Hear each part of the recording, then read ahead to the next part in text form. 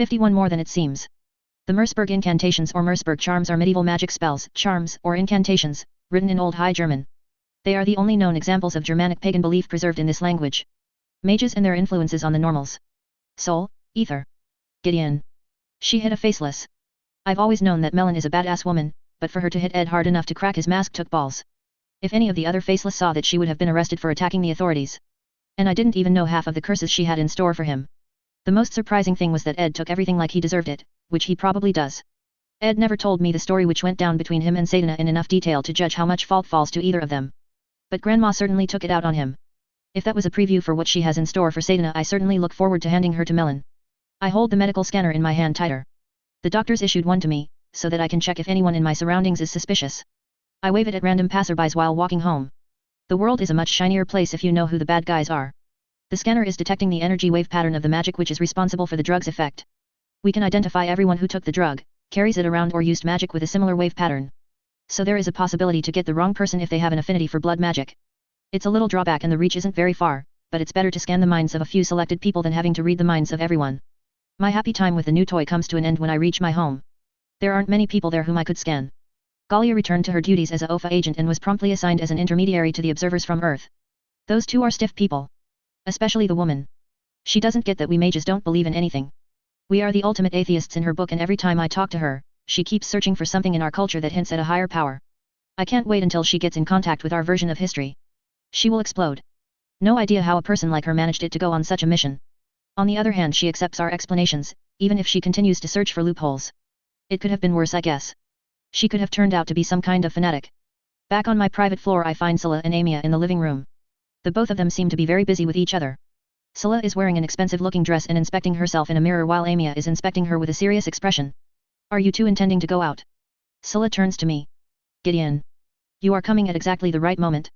What do you think of this dress? We are searching for something that I can wear at the party. Which party? I ask, pointing the scanner at Scylla. These medical instruments have quite a few functions, and one of them is measuring sizes. I've spent my way here to measure quite a few women, noting down their quality. Scylla's are on the upper scale of my list. Hey, the party where you two announce your marriage contract. Amia calls out. Then she turns to Scylla. Are you sure you love this guy? Yes. Scylla grins at Amia. He may be a jerk, but under all that density is a soft core. How was your day, Gideon? Not good. I beat my secretary's head against a drawer because she tried to feed me fog. Apparently the dealer is trying everything to get off of ether. Then I had to listen to an extended preach by Grandma because I told her about Ed. Though watching her beating him was worth the time. And afterwards I had to file tons of reports to get our secretary the best treatments because she was exposed to fog and has no relatives here. I take a deep breath. Scylla tilts her head. See? Only someone with a soft heart would do that for his employees. Melon forced me to. I point the scanner at Amia and get an ominous positive signal for blood magic. Just great. I've invited the devil into my home. The both of them return to their discussion while I edge slowly closer and pick up a vase from a cupboard. If I render Amia unconscious, I can inspect her mind and make sure that she isn't affected by the drug. Just when I raise the vase, Scylla turns around and faces me with an ice-cold glare. What are you doing? I hide the vase behind my back just in time to stop Amia from seeing it when she turns around. Both of them stare at me and I realize that I probably got carried away. The proper course of action would have been to first ask Amia about the result, then rendering her unconscious. The scanner says that something on Amia is related to blood magic. I only wanted to interrogate her. I raise the scanner. Right. Scylla crosses her hands in front of her chest. By hitting her with a vase. Amia takes the scanner from my hands and throws a doubtful look at me. Then she hands the scanner to Scylla. Scylla's eyes turn to small slits. Those numbers are dangerously close to my 3 sizes. He has mine too. Amia declares with certainty. Not that. The result to the right is the important one. I call out. We have to make sure that Amia isn't related to them. Amia takes a deep sigh. I have an affinity to blood magic, it's no surprise that the skin was positive. You've 2 affinities? I thought you have an affinity for fire magic. I eye her with a doubtful expression. Then why are you on ether? Excuse me, but there is a blood mage who is dealing with a highly addictive drug on the loose. And he already tried to get me, everyone who is close to me could be a target. So the news reports are really true. Amia purses her lips. I guess it's only reasonable to become paranoid in that case. I came to the station because I hoped to meet someone of my family. I myself am an immigrant from Earth. I left with my mother when I was a small child. To be honest, I don't remember much of Earth.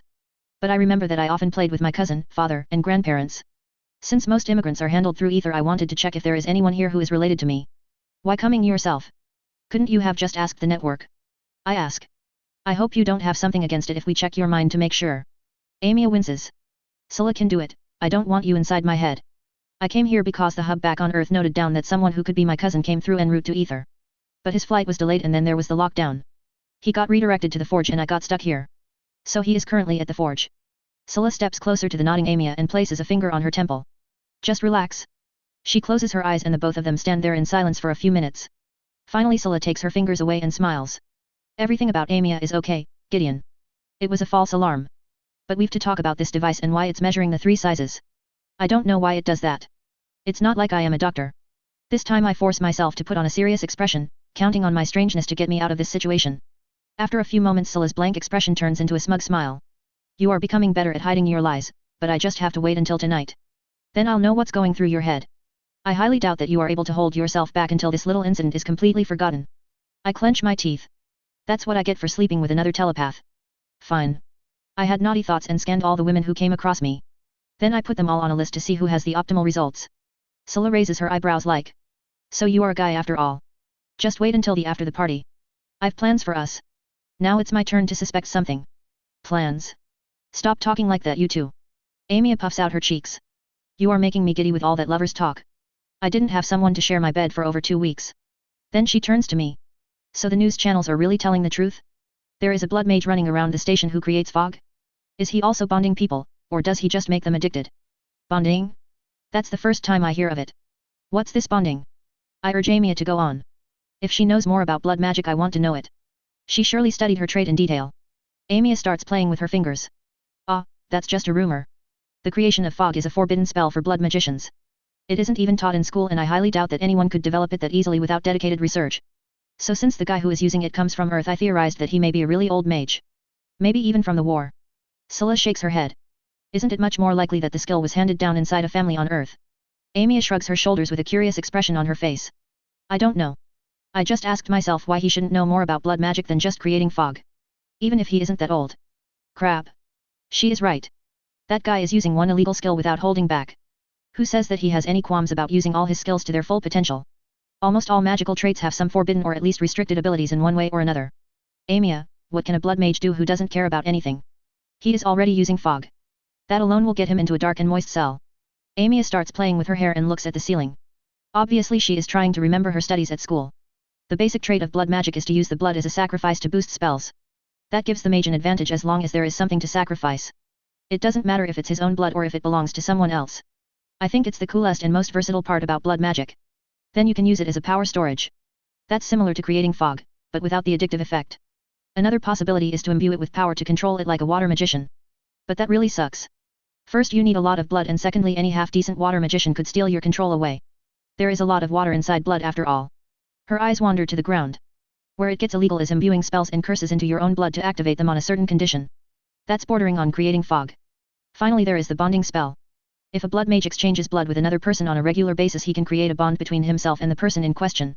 The victim turns into a mindless slave and the blood mage can access the victim's power reservoir as long as he is close. Amia's expression turns sour.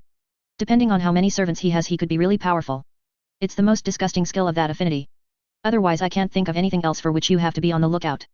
Vampires. I call out. Amia's eyes widen. Ha. Scylla pats Amia's shoulder. Don't worry.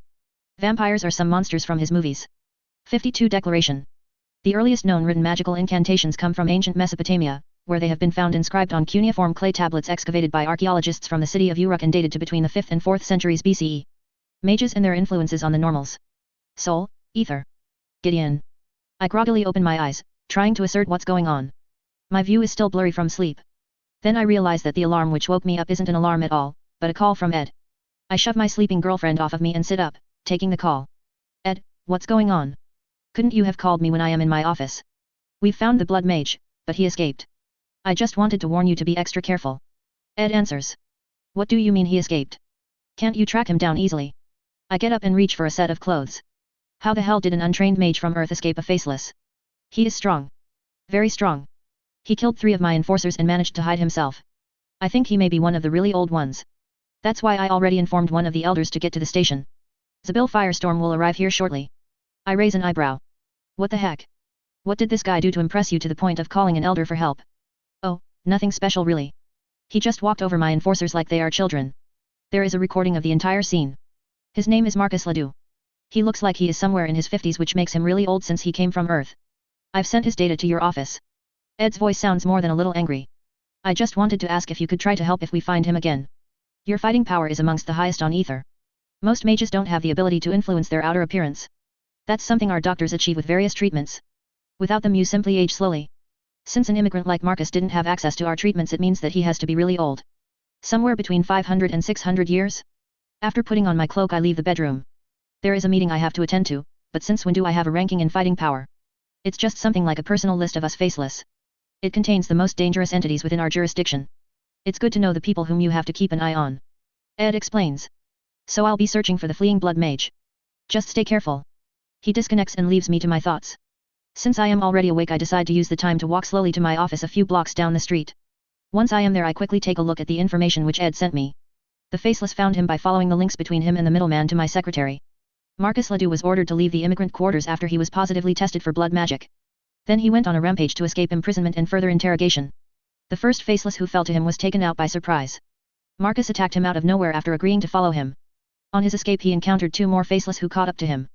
Those two got completely overpowered in a magical duel. What strikes me as strange is that he was reading from something like a spellbook. No, calling it a spellbook goes too far. The thing in his hands was just a set of loose and really old parchments. I send Ed a short text message in which I ask him about the pages in more detail. Reading or speaking during an incantation is nothing more than a help to form the necessary energy pattern. Does that guy have some really old magic at hand? A grimoire? My thoughts are interrupted by the arrival of Galia and our two guests from Earth. I gesture for them to take a seat. I hope you are having a nice day. Roderick Waldheim and his assistant Candy Freinel take their seats across from me. We had a few nice days, taking a look at the city and your culture. Yes, but I still find it hard to wrap my head around the historic side of all this. The other day we also got to see a real fight between two of your citizens. They mangled each other like maniacs. Throwing magic and spells around. Candy informs me. I shrug my shoulders. Magic is giving us the ability to heal a lot faster, so we are a little less biased towards injuries. If two people have a problem with each other they can duke it out as long as they don't cross the line. So what's crossing the line? It looked to me like they were crossing the line. Roderick asks with raised eyebrows.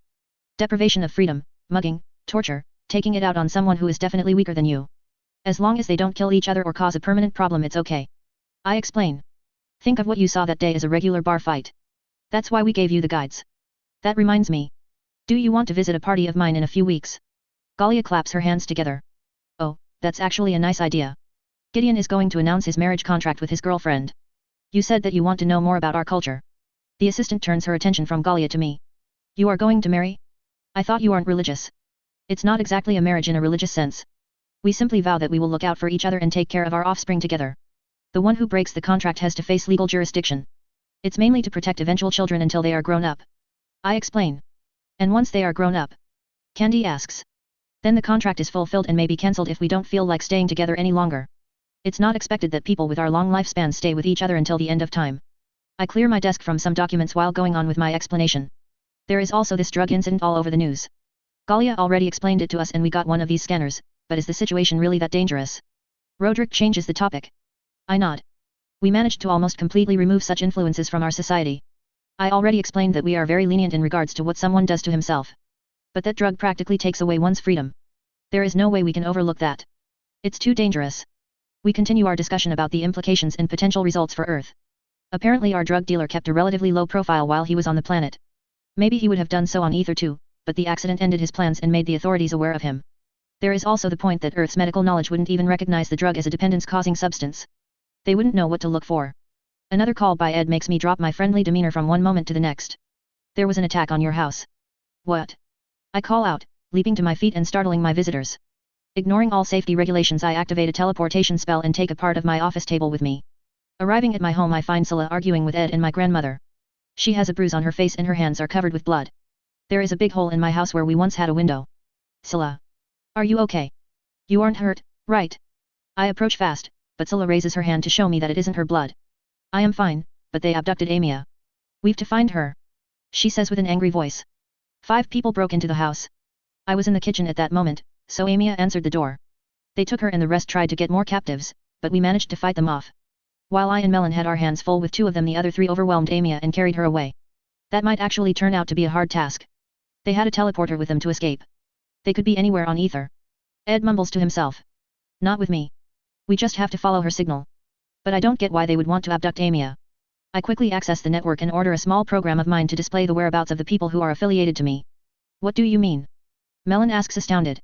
I pull a small screen from my robe and order it to display my little tracking program. I've put a tracker on Amia. Just in case. You know that such a thing is illegal. Ed asks, taking a look at the screen which shows Amia's position inside the city. Why are there so many dots at our mansion, the government building and Rhiannon's workplace? Melon asks with a hushed voice. I quickly give the command to display only Amia's tracking device. I don't know what you are talking about. Scylla takes the screen from me and accesses my program. Melon, Hedion, Scylla, Rhiannon, you also have Ed. What? Ed starts touching himself, searching for the bug. I am overlooking many things, Gideon. But this could get you into real trouble. It was just a basic precaution against cases like these. Can we simply overlook this and get it over with? I ask. That's when I get a call from an unknown number. I take it to inform the nuisance who is calling me that it's highly inconvenient at the moment. Yes, Gideon Alvar, Governor of Ether. I've no time for you at the moment. But I think you have the time. Here is Marcus. A voice answers me over the connection. And I think I may have someone important to you. Not really. My answer is interrupted by Scylla's slap to my cheek, so I decide to reevaluate my answer. Of course you have someone very important to me. I want her back. If you want your girlfriend back, you've to ready a ship for me and my followers. We'll meet you at the docks in 5 hours. I warn you, I've control over the family members of several influential people. The connection is closed without further ado. Idiot. He abducted the wrong one. I grimace at the thought that it could have been Scylla. They are inside a warehouse of the agricultural department. Probably Marcus is hiding himself there with a few bonded people. Give me just a few minutes. I'll assemble a suitable attack force. We need a lot more fighting power if it's true that he controls several innocent people. Otherwise we can't subdue them without killing. Ed runs off to give commands to his subordinates. We can't. Wouldn't it be much easier if we simply kill them? I am no expert in blood magic, but the whole bonding stuff sounds like the best strategy is to first kill off all the master's minions to rob him of his power pool. Melon crosses her arms in front of her chest. No. We can't kill off innocents who are controlled against their will. I try to reason.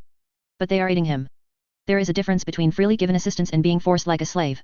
Scylla replies. I give up and wait with them for Ed to assemble his people. It took him a while, but finally we've 20 faceless and 10 battle sprites at our disposal.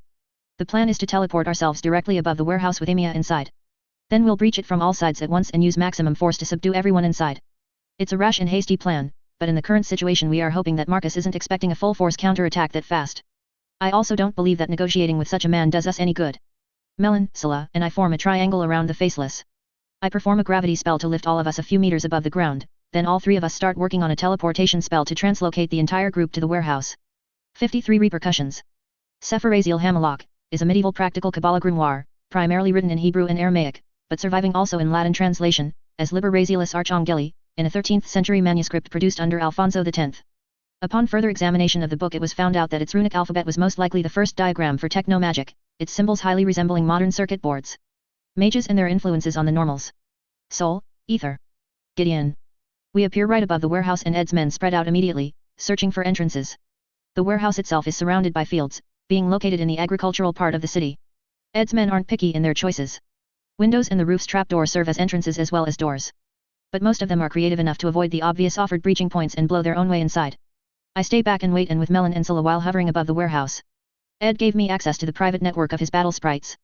This way I can observe the attack from their point of view and go in as soon as Marcus is found. The first few moments of the attack go as planned. Surprised people inside the warehouse are overwhelmed and taken down as they are encountered. The battle sprite from which I am observing the operations rushes along the ceiling, launching gas grenades with tear gas in all directions and firing its stun gun at targets of opportunity. Marcus managed to woo over 20 people. I am not sure if they are just addicted or genuinely bonded to him. It's when the first faceless breach the central part of the building that everything goes to hell. My battle sprite reaches the center of the building and gets its camera eyes on a bloody pentagram on the floor. It's riddled with mad and senseless symbols with Amy lying in the middle. A man whom I assume to be Marcus is standing above her with a glass in his hand. The glass is filled with blood and he looks a little surprised. But he quickly overcomes his initial shock and pushes his hand into the glass. Then he points his bloody fingers at the battle sprite. My point of view is disconnected and a blast of blazing energy bursts out of the warehouse, taking a part of it with it. I myself am a little shocked at this display of power. Marcus is packing a serious punch. Switching to another point of view I decide that it's time to intervene. By gaining the exact position of Marcus from another sprite I try to teleport myself in a way that severs his head from his body. But my spell doesn't work. The coordinates keep shifting away from Marcus until I realize that the raw power within him causes an interference phenomenon. That leaves me with no other choice but to go in and risk my own neck. I teleport and appear right behind Marcus. Reinforcing my own body with magic I ram my left hand right into his body where his heart should be. My hand pushes completely through, exiting through his chest. Having accomplished that, I pull forth a surge of energy to electrocute my opponent. Scylla appears right next to Amia, and the strange feeling of prickling feeling of 1,000 needles runs all over my body. Then Scylla teleports once more, taking Amia with her, and the strange feeling is gone. No! Marcus screams in rage. You interrupted the ritual. His body goes into convulsions as I pour more electricity into his body. It looks well until my opponent's twitching body suddenly turns around, pulling me with him. His elbow impacts my temple and I am flung away, tumbling and breaking through the warehouse's wall. Vaguely I notice that Marcus is jumping after me. So I use a force spell to divert his path, sending him off course. My head and my body hurt like hell, but I try to stay focused and use a part of my power to activate a healing spell while I search for the warehouse's power line. I just dealt a lethal blow to my opponent. At least it should have been lethal. If I use too much of my power inefficiently, I may not win this. Healing is one of the traits at which I am no expert. Marcus points his fingers at me, but I already know what I've to expect. His energy beam sears through empty space and I reappear to his left. Not losing any time, I blast him with a thunderbolt and jump to the side as another surge of power turns the field under me to smoldering lava. It carves a deep trench into the ground and I don't fail to notice the excavated power line which was revealed by the attack. Marcus doesn't even flinch upon being electrocuted with a few thousand volts, and I watch in fascination as the wound in his chest starts closing. Regeneration? If that isn't an unfair cheat, I don't know what else to say. Then he rushes forward in an explosion of speed. I realize in dismay that my body can't keep up with my accelerated mind. But just before Marcus reaches me, he is suddenly accelerated downwards and belly flops into the field under us. From the corners of my vision, I realize that Melon and Scylla joined in and increased the gravity in an area between me and Marcus. When he decided to return the fight to close combat, he jumped right into the affected area. But despite the increased gravity, Marcus gets up, compressing the dirt under him even further. His hand reaches once more for me and I ready myself to teleport away. Just when he is about to fire, Scylla appears right in front of me and I open my mouth to scream, reaching forward to teleport her with me. The beam of energy blazes towards us, but bends away upon reaching Scylla's outstretched hands. The energy curves around us and back towards Marcus. Black orbs of nothingness appear around Scylla and I realize what she must have done. She created such a strong gravitational effect to even bend space while locating the effect to a limited room. My hand touches her just as my left foot comes close to one of the orbs and I notice an unhealthy cracking sound. Then I connect to her. Pull back. You are overdoing it. I can't. He tried to kill you. You'll kill us both, or at least yourself, if you overuse your power any further. I could have teleported away. You are overreacting. I didn't think. I'll teleport us away, but you've to drop the gravity magic at the same time. I'll try. With a huge effort I teleport us away from the rippling effect of Scylla's artificial singularities. Though I am not really sure if they actually are singularities. Both of us appear in the field further towards the damaged warehouse and I erect a shield to protect us from the randomly shearing and splitting beams of energy which are created by the combination of Scylla's spell becoming uncontrolled and our opponent's energy beam. I reach for Scylla's mind and realize that she is completely powered out. Returning that spell on Marcus used up all her energy. Stay down. I get up and apply a very draining healing spell to my broken leg. The bone snaps back into place and mends. It's a dirty job and will have to be looked at by a real doctor, but the spell is good for emergency repairs. A body appears from the cloud of smoke and ash where Scylla hit Marcus with his own redirected energy blast. At least he didn't take his own magic very well. He is a walking, charred corpse, stumbling forward. But as I watch the burned pieces of his body start falling off, revealing smooth and new skin. He has the parchments from the video in his hands and is reading from it, completely ignoring his surroundings. I start running and reach out for the power line which was unearthed by one of Marcus's energy blasts. Then I drink in the power, hurling myself further forward at Marcus, who is still in the process of healing himself. Both of us go to the ground and roll through the dirt while I run my energies through his body. As I do so, he is doing the same with his pool of power. The fight turns into a mere struggle for power and energy. Converting, manipulating, stealing, using only the raw basics of invoking magic. It isn't even using magic, just manipulating energies. His fist impacts my chin, but I barely notice it and retreat to my own reality, treating my body like a tool. Everything is fine as long as the electrical pattern which makes up my consciousness isn't hurt or damaged. My hand closes around his neck, fingers digging into his skin. That's when I realize that my hand isn't really a hand anymore. It's more like an ethereal surge of electricity and energy. Did I become something like a lightning elemental? Somehow I noticed that he experienced a similar transformation. But where I became something that's more on the side of electricity, he seems to consist of plasma and heat. His skin blisters away, revealing light beneath it. You won't deny me my power. He hisses and doubles his efforts in converting my energy to his. I return the favor by severing large chunks of his power pool, dispersing them into our surroundings. This form of magical battle is completely new to me, but I get excited nonetheless. Even the pain can't stop me from exploring new possibilities. I retreat further and further from his attempts at conversion, only striking out when I can steal or cut off more of his energy than he can. Slowly our bodies return to their normal forms as the energy inside us depletes. My repeated retreats at controlling the power between us make him more confident and he attempts to overwhelm me, coming forth from his pool of power. That's when I finally sense something else than his raw energy. Previously his real being seemed to be protected by the raw energy within him, but his confidence made him lower his guard. I retreat once more, condensing my consciousness into a small and dense ball. He greedily jumps at the opportunity to convert even more of my energy into his. In that moment of distraction I burst forward and dig mental claws into the energy pattern which makes up his true self. A mental scream emerges from the depths of his being and he tries to pull back, but I don't let him. When he came forward I got a firm hold on him and like a shark who sensed blood I've no intention of letting go. Slowly I pull him towards me, separating the energy pattern which holds him from his remaining pool of power. It's like reeling in a fish on a rod. The fish already knows that it is caught, but still struggles in futile resistance. Then I finally have him in my spiritual grasp and start playing with this newly found ability of mine. In a sudden burst of inspiration I disassemble his energy pattern like Lego blocks and put it back together. This time in a manner that favors all forms of pain and fears, reassembling it with my own sped up perception of time. Then I step back and admire my creation for a small eternity. But suddenly the energy pattern that's Marcus's spirit, for the lack of a better term, turns erratic. I reach out, but before I can do anything about it the pattern flatlines and disperses into nothingness, denaturalizing to a pure, wild state. Wild and immature rage boils up inside me. He got away. He got away. That was a much too easy death. An eternity of pain isn't enough for someone who hurts Ursula. Somewhere at the edge of my mind I notice myself prying Marcus's dead hand away from my neck. With a burst of energy I rip off the arm which is holding the parchments and start beating him with it. A stream of curses escapes my lips while blood and bits of flesh fly everywhere. At some point I run out of English ones and use German curses instead, which are even more creative in certain ways. I sometimes revert to German since my adoptive parents spoke it. It's the first language I learned. The sheets of parchment loosen and are flung upwards, dispersing all around us. Suddenly Melon appears right next to me and gives me a clout with all her weight behind it. Snap out of it, Gideon. The short and sharp pain forces me to turn my attention away from the target of my hate. That causes me to regain my center and I stop the stream of curses. Blinking, I look up to her and then down at the mangled corpse. My eyes wander to the faceless who are surrounding us in respectful distance and the flying news cameras which are hovering behind them. I drop the torn off arm and get to my feet, correcting my clothes. Thanks, Grandma. I guess the mental battle with that monster sent me over the edge. You are sure? Melon eyes me carefully, looking me up and down. You aren't hurt, right? I try to stretch and rotate my shoulders. No. Feels just a little uptight and wobbly in my knees, but otherwise fine.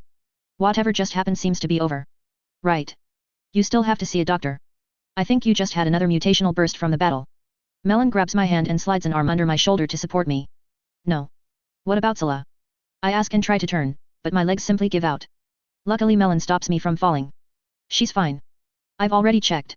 Ah, good. I think I'll sleep then. I close my eyes and my consciousness fades away the same moment. Soul, ether. Scylla. It's been 3 days since the incident and Gideon, Amia, and I have been shut away in the hospital since then. They conducted a lot of tests, but finally Ed and a few doctors decided to tell us what happened. It's an old forbidden ritual to guide the mutation of the target as well as the parts of a genuine spellbook. The Merseburg incantations were just a few pages from the whole book. The guiding process works by exposing the body to targeted stress.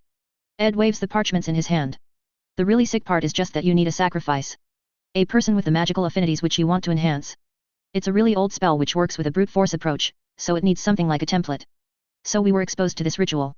I ask, shocked, looking at myself in the mirror. There are black lines circling along my temples and along my neck down to my collarbones in a strange pattern. From my neck they also spread down my spine to form a similar pattern above my butt. They look similar to my mother's mutation and when I exert my power through them I can apparently create small singularities of warped space. Hopefully the ones on my collarbones don't emphasize my cleavage too much and make me look like a slut. No, those tattoos look more demonic than anything else. They look cool, Scylla. And sexy. Don't worry. Gideon gives me a thumbs up which makes me blush. Since when am I the one whose thoughts can be read easily? I ask. Since you are ogling yourself in a mirror non-stop. Amia calls out while playing with her blazing red hair. Her mutation was less troublesome. The only change in appearance was the new hair color and a heightened affinity for fire magic. She got away with less drastic changes. No. You interrupted the ritual. Ed takes another look at his report. I gave the manuscript to the doctors and they took a very close look at it. The first part of the ritual exposes you to a high amount of energy to draw forth your natural mutation and to prepare for the second step. But Marcus never got that far, so everything you have now is your natural skill. Nature given I am afraid. That's nice. So we can go home now? We are already kept captive since 3 days. Gideon crosses his arms in front of his chest. If you don't feel like turning back to pure energy. One of the medical personnel asks. Gideon shakes his head. Nope. At least not at the moment. I feel very solid. But how did Marcus get that strong if it was just the first part of the ritual? The bonding. Amia asks with a doubtful voice. Though I didn't expect it to make him that strong. It wasn't the bonding alone. One of the doctors answers. I took a close look at his remains, at least at what you've left me. His genetic code implies that he already performed the ritual several times. That's probably also the reason why he decided to leave Earth. With all the mages leaving the planet new sacrifices became very hard to find. A shudder runs down my spine. I don't want to know how many. But I want. Gideon throws in. Impossible to tell. The doctor answers. I just know that it must have been many. And that's exactly why this will be safely locked away in a dark and secure place. Ed waves at us with the manuscript.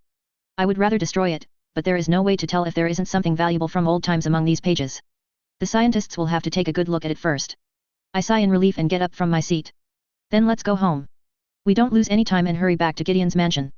The front entrance is still a little battered, but that's nothing that could stop us from enjoying our break. Back at home I am finally able to relax.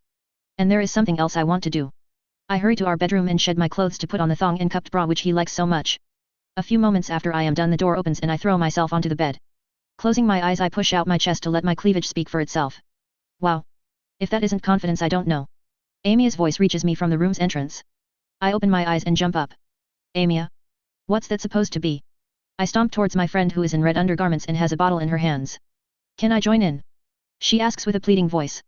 I am on withdrawal for 3 weeks straight and the last 3 days being locked up in the hospital didn't help. My eyes widen. No. He is mine and I don't know how he would react to what you've in mind. Please.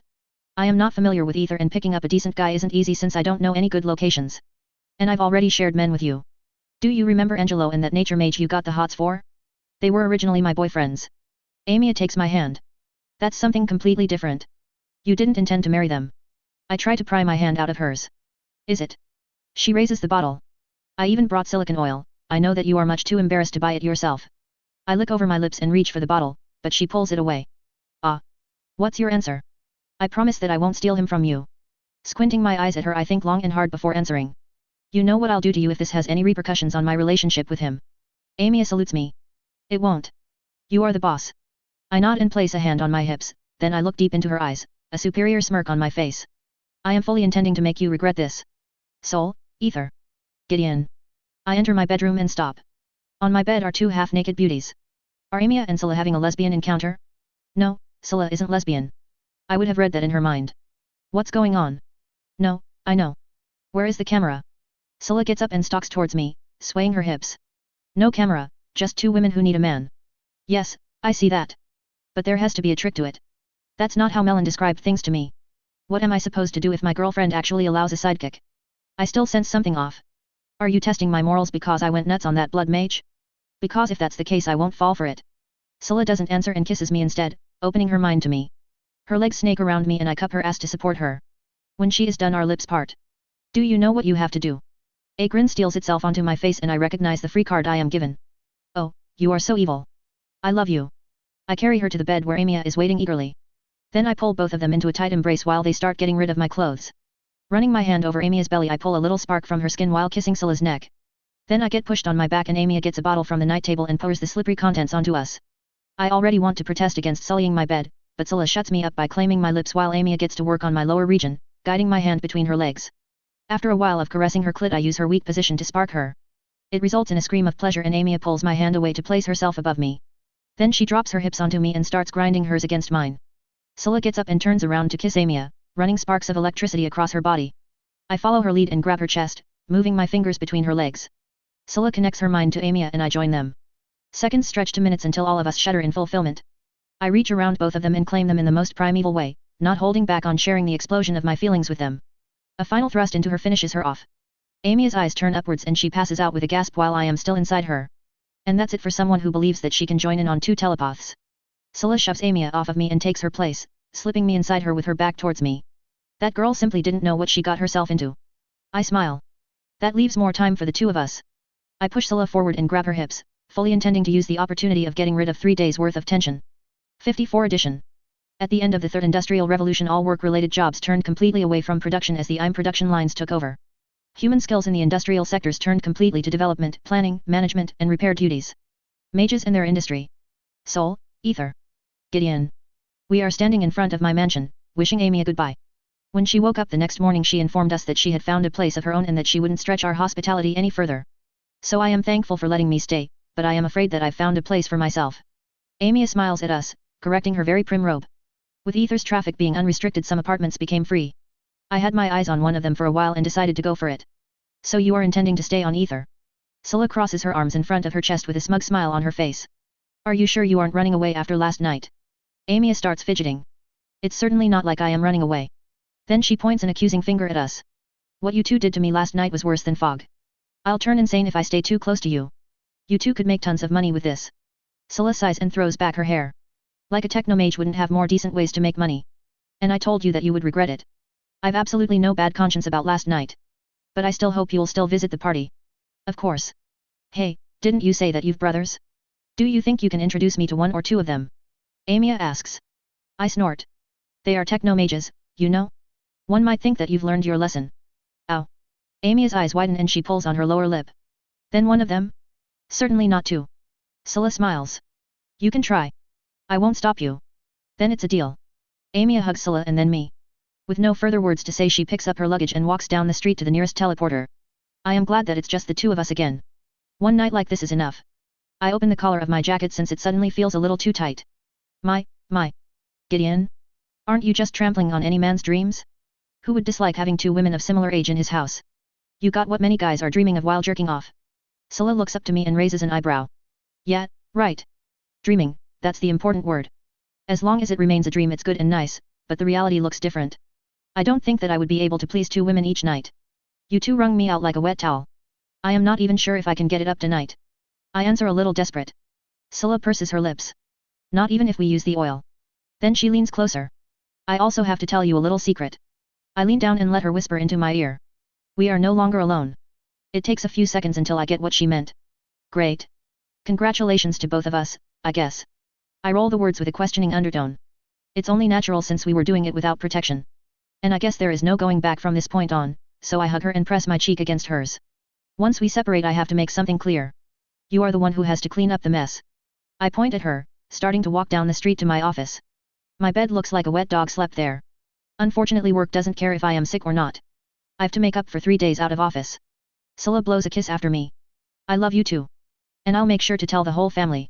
My little walk to the government building is thankfully completely uneventful.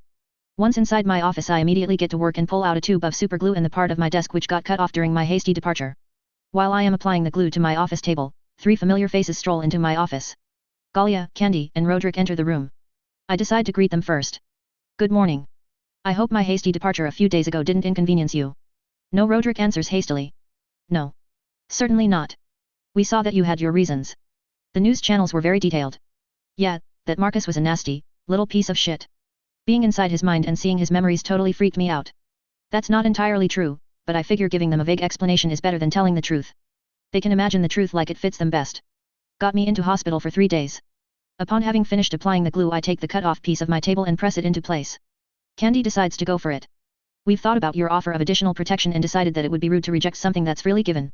Oh, that's no problem. You can have as much protection as you like. I hope you are still up for the party. I ask, using a sheet of paper to scrape off the excess glue along the cut. Of course we feel honored being included in such a private event. Roderick nods enthusiastically. Galia watches the exchange with a tired smile on her face. Maybe we should get to the point where we discuss more important matters. Of course. I let go of the table and wait until I am certain that the glued-on piece is held in place. Then I sit down in my chair. Point number 1 is that Aether's Diamond Dome and the new reactor will be finished in a few weeks. Once that's done the Elders ordered us to take a part of the new fleet and go on a mission to the center of the galaxy. We have to explore which danger the aliens pose our species. I gesture at Roderick and Candy. The question is what you two decide to do? It'll be most likely a long mission since we intend to create a teleportation network while we are on our way. The new reactor will supply us with enough power to do even longer teleportations than previously. But all that doesn't change the fact that the way there might take us a year, all the construction time included. Roderick smiles. And you are asking if we are up for that? I shrug. You'll have regular chances to be sent home with a shipment of supplies. But that doesn't change the fact that it certainly won't happen overnight. Once the network stands we'll be able to travel much faster. But getting there is a problem and we'll have to protect the established nodes until they are running and equipped with enough defense. Candy gestures at Galia. She already informed us and we understand. We've also spoken with Earth's government and decided to stay on the mission. The president even offered help since it's a mutual problem. Now it's my turn to raise an eyebrow. Help? How can Earth help us? I've no idea. Candy confesses. Resources, technology, troops. That's why Earth is currently talking to your elders. I tap with a finger on my chin while thinking. Maybe help from Earth should be less material and more in ways of assisting with thought. During our little episode with the drug dealer our police was a little out of the loop since we had nobody to question. An investigator from Earth would have gotten us results much faster since he is less biased by magic. If we have to deal with a crime the first thing we do is truth reading everyone involved. But in special cases like this one that method is flawed. Most certainly that also applies to other fields of expertise. I'll make sure that your idea is forwarded to Earth. It's certainly worth exploring. Roderick answers. I smile. Then I'll do the same with the elders. I am still scheduled to see the Fire Mage Elder today. Roderick nods. I hope you won't get into trouble for that news report. Is your office in danger? Galia starts laughing. It's quite the opposite. The general population is thrilled to have a strong leader who doesn't shy away from smiting evil. The evil blood mage was defeated by a techno-mage who just came of age. Those guys from the media sold it like a fight of old times. David versus Goliath. In addition, they crafted in a romance story with his girlfriend. Soul, Ether. Scylla. I am so glad that you are all right. My mother hugs me at the entrance to Gideon's mansion. I already feared the worst when I saw that news report. It's been another week since the incident and all the people whom I invited to our little party are slowly gathering in Ether. My parents arrived just a day before the actual announcement and there is still something I've to tell them. I can assure you that the news channels are overreacting. Absolutely nothing happened to me except for a slight exposure to mana and a little exhaustion. Why don't you come inside and have a drink? I lead them into the living room. Gideon used his IMS to repair the damage to the house days ago, so there is no trace of the attack. Once I have my parents safely on the sofa, I hurry to get them a coffee. Upon returning, my mother eyes me with curiosity. Where is everyone? I thought we would get to meet Gideon's relatives. Yes, they are still at work. I'll make sure to introduce you in the evening and make sure that you aren't completely overwhelmed by the party. I answer and take a seat next to my mother. I never would have thought that Gideon would manage to become the governor of Ether. No wonder that you are throwing a big party. It's going well between you two, I hope? I know how fickle young love can be at times. She takes my hand to hold it. My father starts one of his insensitive speeches. Yes. That's why I visited, Scylla. Are you sure that you really like this fellow? He didn't manipulate your mind or something like that. You don't have to be with him just because he is rich. A friend of mine has a son who is your age and I am sure that the two of you would fit very well together. Yes, and that friend of yours surely owns an affiliated company. I completely ignore my worthless father and let him talk to himself. Apparently he is still living a few hundred years in the past. It's going very well. We are still the same as we were when we announced our relationship. Nothing changed. I take a breath. Actually, the party isn't just about Gideon's new job. It's combining several happy events. My mother raises an eyebrow, but I simply continue talking. Somehow I manage to blind out my father's voice, who is still rambling on about possible partners. Which would with no doubt benefit him the most. Since Gideon and I are now practically settling down here, we decided to use the chance to get the ball rolling. That's why we'll announce our marriage contract at the party. Actually, we've already signed it. And not just only in ink, but also in blood. I take my mother's hand and place it on my belly. It's still much too early to see, but if you touch it you can feel the stiffness and a slight swelling. A heavy thud marks my father's impact on the carpet and causes me to return my attention to him. He simply lost his consciousness, going out like a light bulb and falling over, planting his face on the carpet. I would have preferred if he had kept standing, but keeping him up while letting my mother sit down was somehow hard to accomplish. This'll still do. My mother takes a deep breath and hugs me, resting her head on my shoulder and rubbing my belly. Every time we see you it's the same. Will you finally forgive him at some point? You are doing it intentionally, am I correct? The first answer is, no. I hug my mother back. And the second answer is, yes. 55 party for all. The new antimatter reactors provide enough energy to make long-range teleportations a worthwhile undertaking. The units to create the necessary rupture in spacetime are designed to enable jumps of a maximum range of up to 5,000 light-years from unit to unit. To accomplish that, each facility will harbor several heavily shielded antimatter reactors. The initial designs also include a network of point defense satellites around the main installation. Top priority is to keep the node from falling into enemy hands. Project Report 24 to 24,532. Soul, Ether. Scylla. At least it looks like this party is going well. Gideon takes a weary look around the festival hall. We rented a small dance theater just for this event. Even if Gideon's mansion is big, the amount of people who ended up attending the party would have never fit into it. The problem didn't lie in inviting just our inner circle of friends and family, but also their friends and relatives. To make it short, everything got out of control when Gideon invited Zabil Firestorm. The whole party suddenly turned from a private announcement with friends and family into a public event. You can't just push 100 people into Gideon's mansion. I step closer and snake my hands around my man. What's the problem? We somehow managed to organize this event and everything went wonderful so far. We've even announced our contract and people are socializing. I guess. He takes a sip from his wine. It's just the fact that there are so many people. I am not the type who feels comfortable in a crowd. Then there is the fact that the recent months kept us on edge and I am simply expecting that something will blow up in our faces. And I hope you'll excuse it, but talking to your sisters and their minions was tiring. It felt like they were trying to compare their 3 sizes with you and who has the better man. I rub my cheek against his chest. The world can't be that cruel. Then entertain me to divert my thoughts from all of this. He gestures at the people around us. But how? I purr at his chest. It's much too early to sneak away. Tell me what's up with your father. He looks awfully pale and you already promised me several times to tell me the story behind him and you. I am sure that you instigated another chain of events to freak him out. Gideon asks. And why is he passing out every time you pull a prank on him? Oh. I look at my parents. Dad is still a little pale from yesterday. It may be a little petty of me to hold a grudge that long. And in the light of the recent events it may even make me look like a bad person. Gideon kisses my temple.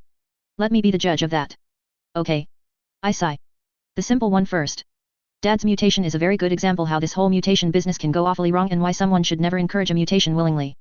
There is no reason to draw a bad hand of cards if no one forces you to play the game. Right. Right. Gideon confirms. To make it short, Dad doesn't take increased blood pressure very well.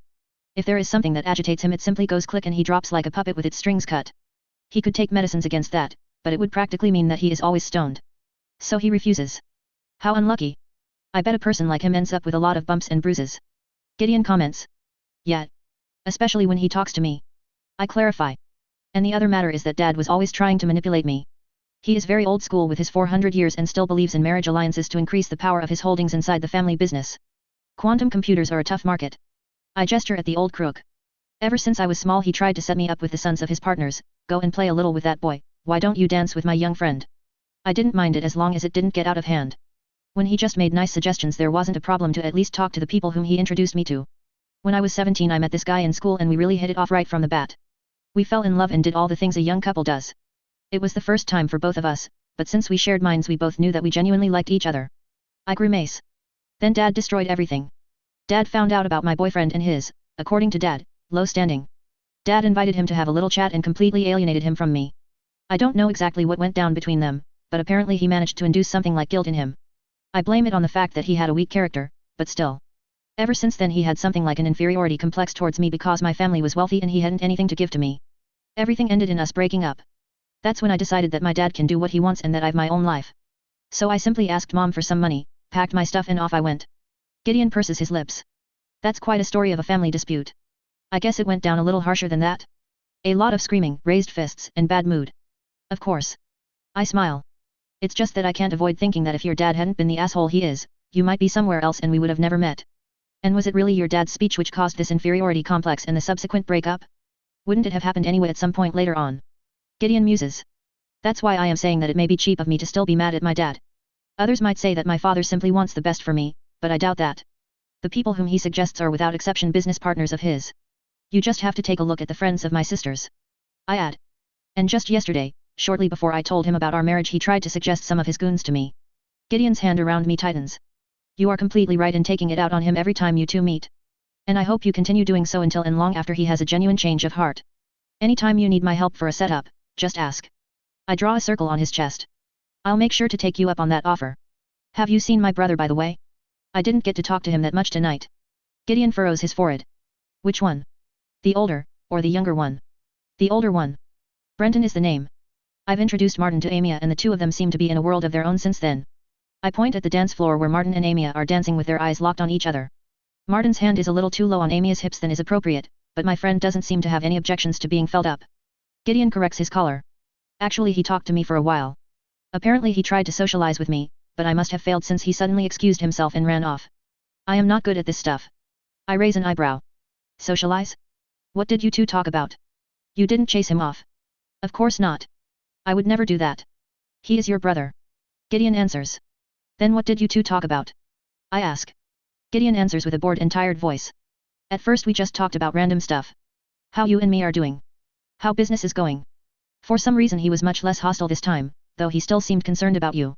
Then the conversation shifted to all sorts of questions about Galia. Who she is. What's her job? Is she in a relationship? What's her hobby and what does she like?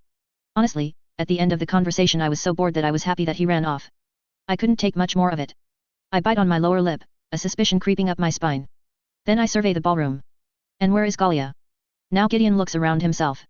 I don't know. I think she was here before Brenton ran off, but it has been some time since then. He pulls a hand-sized touchscreen from his pocket. At least we'll have that problem solved shortly. A few manipulations display Galia's position on a map. Looks like she is in one of the building's locker rooms.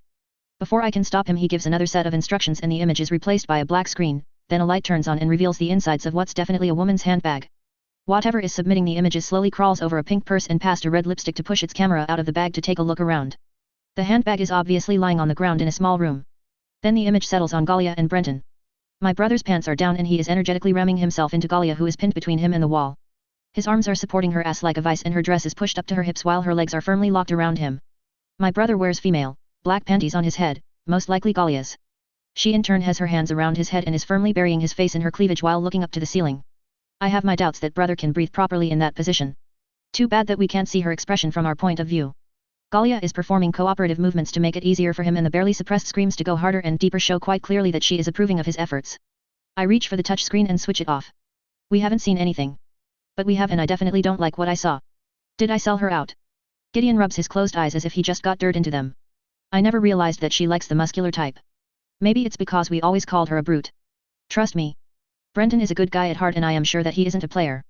That's not how our parents brought us up. You two just had a bad start. The socially best way to deal with this is to ignore it. We saw nothing, no nothing, my voice trails off. But how did you get a spy sprite into her handbag? I ask. It's her phone. Galia isn't skilled at techno-magic, so she needs a device to interact with the network. I didn't bother to remove all my surveillance tools after the incident with the blood mage. He answers. Isn't your father going to freak out about him and her? I smile. Brenton is the eldest and has been standing on his own 2 feet for a long time. He can stand up to dad, and both Galia and Brenton are adults. I don't think we have any business in what they are doing. Then Gideon's eyes wander to the fire mage elder and the representatives from Earth. At least those 3 aren't having a threesome. My eyes widen at the mere thought. Though Candy seems to be the type of girl who is into older men. In combination with her name, but no. Her 2 peers are much too old for her, and I doubt that Roderick can even get it up at his age. Those people from Earth are such sad existences. To look that old and he is just in his 50s. It's an opportunity to do their politicking. No harm done in letting them playing their games. This is our day and I don't want it smothered by underhanded conversations with politicians. Soul, Ether. Sadain. Look, Paul. There they are. I point at Gideon and Scylla, who are snuggling up close to each other at one of the tables. I take Paul's hand and pull him with me. I still don't get how that introverted guy got a girl like her. Paul mumbles. Apparently the same way you got me. I chime and poke his chest with a finger. Technomagic works wonders in matters of love once 2 people who fit together merge their minds. Once we are close enough, I greet the 2 of them and give Gideon a hug. Hello, little brother. Apparently you overtook me in matters of relationships. I throw a meaningful glance at Paul, who is still dancing around the topic of children. Gideon returns my embrace. Long time no see. But I hope that will change in the future. We have to meet more often with me settled down on Ether. I hope you 2 stay here while the colony goes on its mission. And how's business going, Paul? As smooth as ever, Gideon. Paul answers.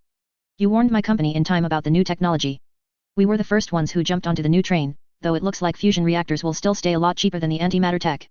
Fusion reactors are smaller and cleaner, so there is no real reason for us to lose the market completely. It will simply shift to smaller applications.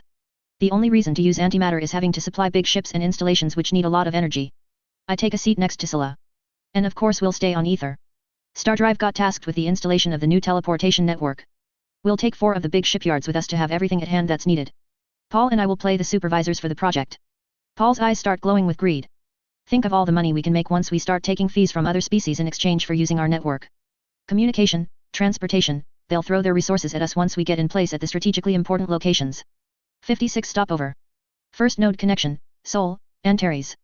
Project report 25 to 26,533.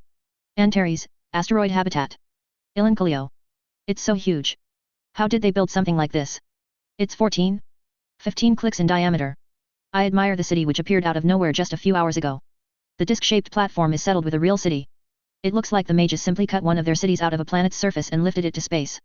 A transparent dome in the shape of a diamond covers the entire settled area.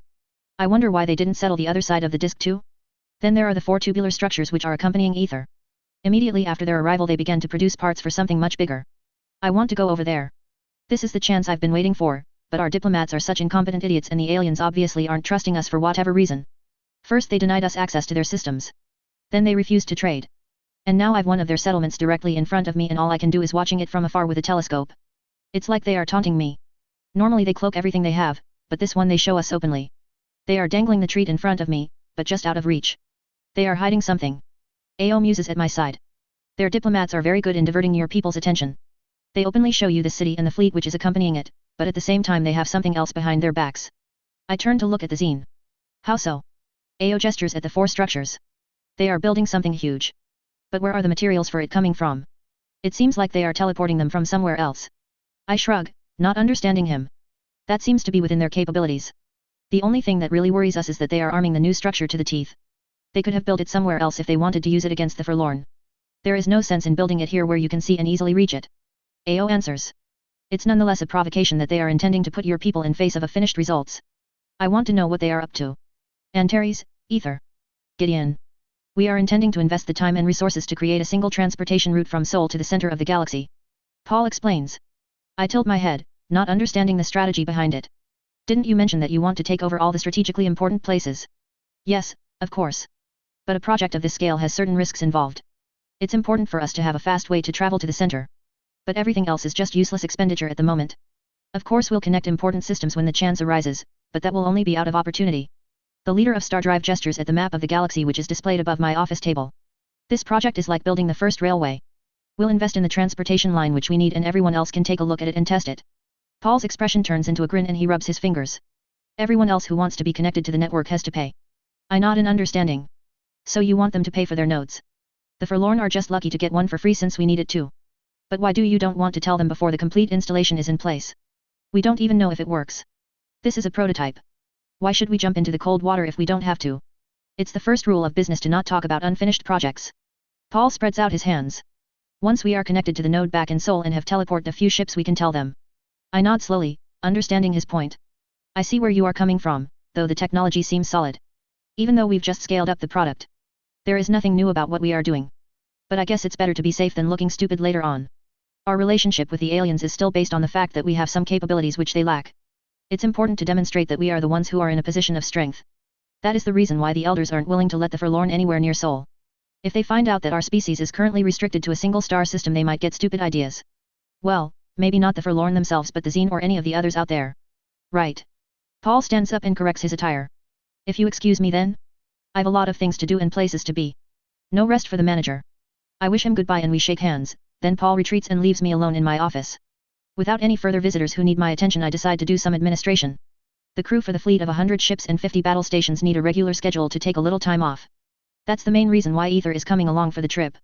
There is no mage who would willingly go on a mission for over a year without having some place to relax. Pilots are a little more hardened in that regard, but we've a whole bunch of diplomats and scientists along for the ride. My work is interrupted by an unexpected call from Sadana. I ponder for several moments if I should take the call. How did she manage to encode a secure connection when we aren't in Sol? Deciding that I'll never find out if I don't talk to her I answer. Yes. Sadana's avatar appears in front of me. Congratulations. To you marriage and to your new ability. You are late. I answer with a dry voice. Ah. So sorry. I thought it would be good to give you a little privacy. And it wasn't easy to set up a safe communication through the node network. With Ether so far away from Sol only the biggest quantum computers can create reliable connections. She purses her lips. It was actually quite complicated to find a way to hide my tracks. But it's worth the effort. 1 year. To think I could go 1 year without talking to my only son. Unthinkable. I wouldn't have a problem with that. So why are you calling? I just wanted to ask, how is it? She places both her hands in a praying gesture. I can't help but raise an eyebrow. How is what? Being pure energy. Becoming one with the machine in mind and body. She starts hopping up and down. Have you tried again since then? I tell you, it was one hell of a problem to encode that ability in your gene pattern. I honestly wasn't sure if you would simply go up in a nuclear explosion. I stare for several moments at the being which I should call my mother. Then I shake my head. I didn't find that state to be very comfortable and the lack of energy in the environment made me revert back rather fast. Sadana drops her hands in disappointment. I had hoped it would be an enlightening moment. All my research and efforts were aimed at a higher form of techno-magic. It was indeed very pleasurable and I felt very powerful, but I certainly don't want to spend my life as a disembodied energy being. After I had time to think about it I am of the opinion that, by somehow returning automatically to my physical form, I used up all my luck for the next century. Sadana recovers on her own. Well, no matter. The main project is still on track and manipulating the media worked perfectly fine. I feel my left eyelid starting to twitch. Manipulating the media. What the hell did she do? Yes, you have no idea how hard it was to talk certain announcers into saying the correct things. I even had to take down Channel 1 for a few minutes, just to stop them from representing you in a false light. She shrugs. But after having their bank accounts scrubbed clean they were very cooperative. How did she do that? There wasn't even a word in the, ooh. It would be stupid to assume that the media would announce anything about being controlled by a mad techno-mage. Stupid be they would, as Yoda would say. I am beginning to see you as more than a slight threat to me. Why aren't the elders and the faceless all over you? I grumble. Sadana makes a dismissive gesture with her hand. They are always trying, but their efforts are wasted. If there is something I am good at then it's hiding my tracks in the network. Even that old fart Sanguine isn't able to trace me and he has full access to the mainframe. Imagine what would happen if I ever got access to that much computational power. All the things I could do. Imagine what I could do if I ever got that much access. I would surely be able to triangulate your position and then let's be happy that you don't have that level of access. Maybe I should really try to become an elder. I wonder what I've to say in order to pass the personality test. I doubt that my knowledge is an issue, so I highly suspect that the problem lies with my personality. What are you thinking about the aliens? I suppose you've informed yourself about this new variable in your games. I ask in a sudden burst of interest. Sadana shrugs, not dropping her smile. Some idiotic bird brains who are playing games with each other. Their current game is throwing a hot potato from one participant to the next, it's just a question who gets burned first. I narrow my eyes. And who is the hot potato? Sadana starts grinning. Us, of course. The only question for us is, how can the potato prevent being thrown? Her avatar flickers and then she looks aside, something else drawing her attention. Unfortunately I've to go. See you later. Her avatar flickers out of existence and leaves me alone inside my office. I sigh and lean back in my chair. A hot potato, she said. How did she even come up with that reference? 57 Daily Life. Not many know that Ether wasn't always a flying city. During Ether's construction it was anchored in the Mediterranean Sea and could be easily seen from the mainland of ancient Greece. There was no convenient magic to hide an entire city in those days. There are countless legends about Atlantis. Sometimes it's a sunken continent or island, sometimes it's described as a city of wonders. The simple truth is that Ether's construction was finished at some point, so the mages took off and left. The normals who were left behind wondered about the disappearance of the ancient city and started to invent their own explanations like they always do. Mages and their influences on the normals. Antares, asteroid habitat. Ilancolio. The new structure is a device which allows instant transportation from one point in space to another. We've already tested it and teleported a few ships from one of our systems to yours. Our maximum range is 5,000 light years and we intend to create a connection between our worlds and yours. The diplomat pulls a document from his papers. The next stop on our list are your neighbors towards the galactic center. The Grehu? If I pronounce it correctly. Our diplomat hides all his hands behind his back, which signals utter shock. You built this in our system without asking. The mage nods, not understanding the body language behind the gesture. You can't expect us to always wait for several days until one of our ships can make the trip to your home world. With these installations we will be able to trade goods almost instantly and travel wherever we want. We don't want to spend years to visit this famous gathering of yours. My eyes wander to the hologram of the construct. It's a huge grid-like construction of tubes which outline the rough shape of a sphere, big enough to hold even Ether several times. But since the interconnected tubes aren't that thick, its mass is probably much less than the city's. Fragile. That's the only word I can think of when looking at it. Each crossing between the tubes holds a big sphere which contains an oversized antimatter reactor. Our scientists could tell at least that much from the energy readings. It makes the entire thing look like an oversized molecule. A really big, oversized molecule. But fragile doesn't mean that it's badly protected. The mages surrounded it with tons of stationary weaponry. In combination with the fact that they now have the antimatter reactors, I suspect that someone would need a small fleet to destroy the teleportation node. I am still not sure if AO didn't make a grave mistake in handing them the technology. We'll have to talk with our regent about this. Our diplomat locks up like he always does. When he thinks that the stakes are getting too high, he runs off to get instructions from the Senate. That's no problem. We can always shove the node off into empty space. You won't even notice that it's there. The mage explains unfazed. Our diplomat turns a nice shade of pink upon realizing that there is practically nothing we can do about the node. The fact that the mages put it right in front of our noses was to our advantage. They could simply place the whole thing somewhere a few light days outside of our solar system and we would never be able to find it despite its size. Not in a million years. They wouldn't even need to cloak the creepy thing. I think our diplomat realized just now that we can't stop the mages from going anywhere they want. Yes, we can shoot at them and maybe one of our fleets is able to defeat one of theirs. But there is no way to catch them if they don't want to engage. Their way of transportation allows them to bypass any established borders. Maybe I'll have to step over our diplomats and request help directly from the Emperor. It's not smart to step into the stage light of politics, but if I'm asked my request as a report and find the right words, the right people might read it. That's a lot of mights, but if I am confident of one thing, then it's the sociology of my people. I turn away from the pair of diplomats and head back to my quarters. There are a lot of letters to write and calls to make. Antares, Ether. Gideon. I play with the edge of the file's paper while regarding the request. The Forlorn have requested to send their contact team to Ether. No, it's more accurate to say that they informed us of a fact which we may or may not like. And if we don't like it, we may use force, but that will result in them using force. Apparently their emperor laid down the law. They want to join our travel to the center of the galaxy. In exchange they won't challenge the presence of the teleportation node within their system. The request might seem small, but if they are free to roam around Ether as they want, they are sure to find out a few things we are still trying to hide. The elders nonetheless accepted their request, deciding that being too secretive would cause more suspicion and mistrust than is acceptable. Thankfully that means that the responsibility for handling the alien visitors to our city falls in my trustworthy hands. I stash the file on a stack of requests for later usage. Right now I don't want to think about what it means to have several aliens running around my city. Should I make a public announcement for everyone to hold their mouths shut? But how long would such a measure work? No, there is no way to keep certain common knowledge away from the aliens. I file a request to hand the task to the SDF. The contact team which is handling the aliens since a few months has to give us experienced people. In exchange they can have the personnel which joined us at Seoul. When I am done I turn my attention to the second file. It's a complete summary of Brenton's life. His education, yearly income, possessions. I have everything the government knows about him. If I gave him the hints to hit on my sister I may as well check if he has some corpses in his cellar.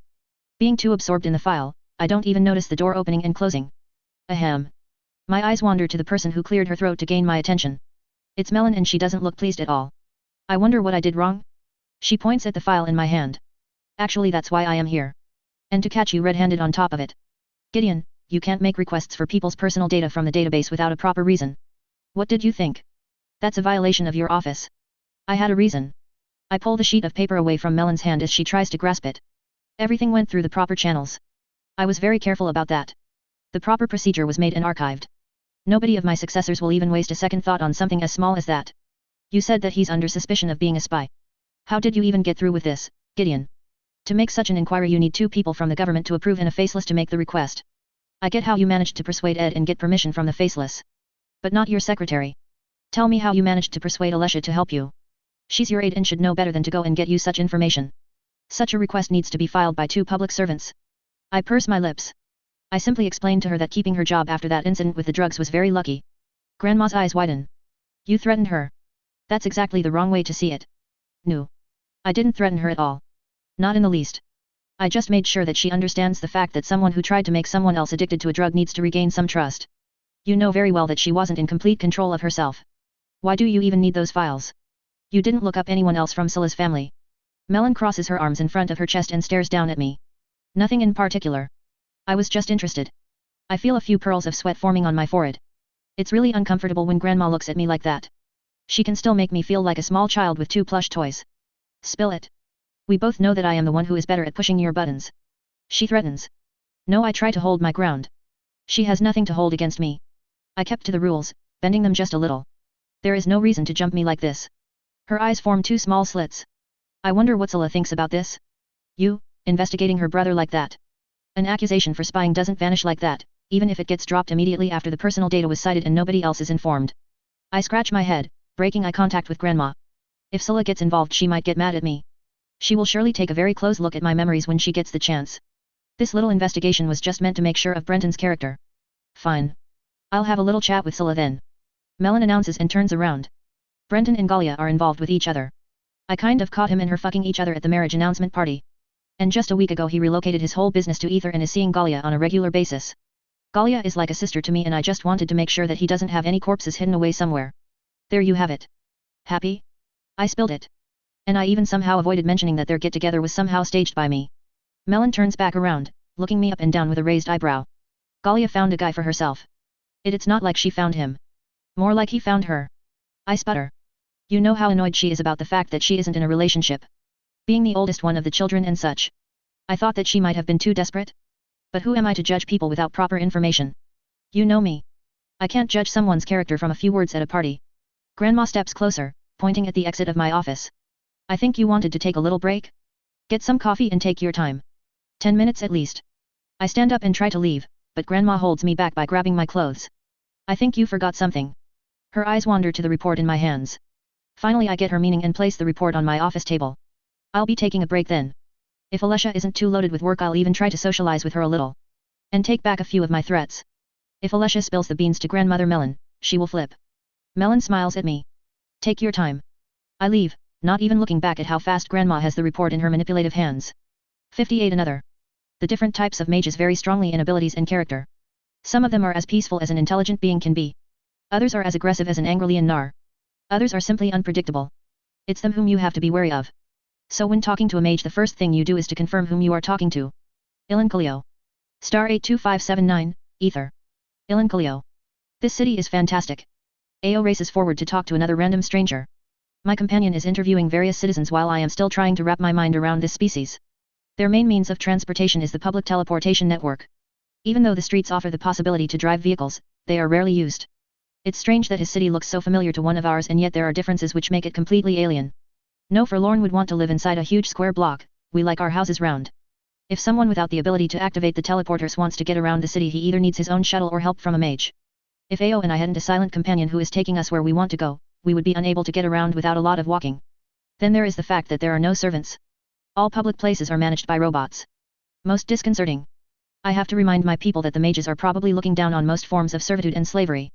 Ether also seems like a very carefully planned living space. It's to be expected from a habitat environment, but the sense for the small stuff is still extraordinary. There are probably rules in place to stop people from simply doing their own thing. Any forlorn city is bound to grow and change in an organic manner. Streets are curved and buildings are erected and demolished as needed. Ether looks like someone drew a few straight lines on a blueprint. Maybe I am too harsh. Our people don't even have such big space colonies. I take another look at the map of the solar system which the mages are calling their home. I acquired it from a shop and I still can't fully believe it. The mages seem to have been a spacefaring race for almost 2,000 years and they never left Sol. If those numbers are correct, then they have at least the same population as the entire forlorn species cramped into a single solar system. We have dozens of settled worlds. And they are practically immortal compared to us. I've talked to people who claim to be over 400 cycles old. The members of my species are considered as old when we reach 80. I really don't want to make a mistake and fall to assumptions, but they could be worse than the Drazi in terms of population pressure. Though I've found less indications for the problem than I had assumed. They must be controlling their numbers somehow. Not that we forlorn are any better in that regard. My train of thought is interrupted by Ao's return. Do you know that they speak several different languages? I've been told that their lesser evolved brethren who are still living on their home world know even more different ones. I want to go there. I doubt that they'll allow that. They are very guarded about everything regarding their home system. I answer. But still. All this is new and interesting. I wish we wouldn't have to go to that meeting with the Grehu. Though it might be interesting to see if they can deal with the Grehu. Ao turns to face our guide. Could you bring us back to the embassy? Our guide with the white mask nods and walks to a nearby teleportation chamber. Both Ao and I follow him, but my thoughts are somewhere else. The Grehu are a very aggressive and combatant species. They've already beaten back several incursions by the Drazi. Then there is also the fact that they are focused on sticking to their social codes. Outsiders be damned. Anyone who isn't able to stick to their behavioral rules is seen as fair game. We forlorn had to train specialized mediators to have a decent talk with them. If I remember correctly, the Empire had to go through several hands of diplomats before we learned to communicate. The Grehu have a nasty habit of making trophies out of people who insult them. And insulting them is much too easy. I doubt that the mages will be able to have a decent talk with them. If it wouldn't be an insult to speak for someone else, we forlorn could have spoken on behalf of the mages. At least we gave them a complete list of social mannerisms for the Grehu. If they can avoid the 365 ways to challenge someone to a fight, their diplomats might even survive the first few lessons in communication. Our guide returns us to the embassy and we teleport directly to the station which was created by the Grehu especially for first contact. The Grehu are very sensitive to smell and once the discussion is over they will incinerate the entire construct to get rid of the stench of outsiders. The entire station isn't much more than a room with a glass front separating it in two. The glass front fulfills the purpose of separating both parties and acts as a smell protection for the fine noses of the Grehu.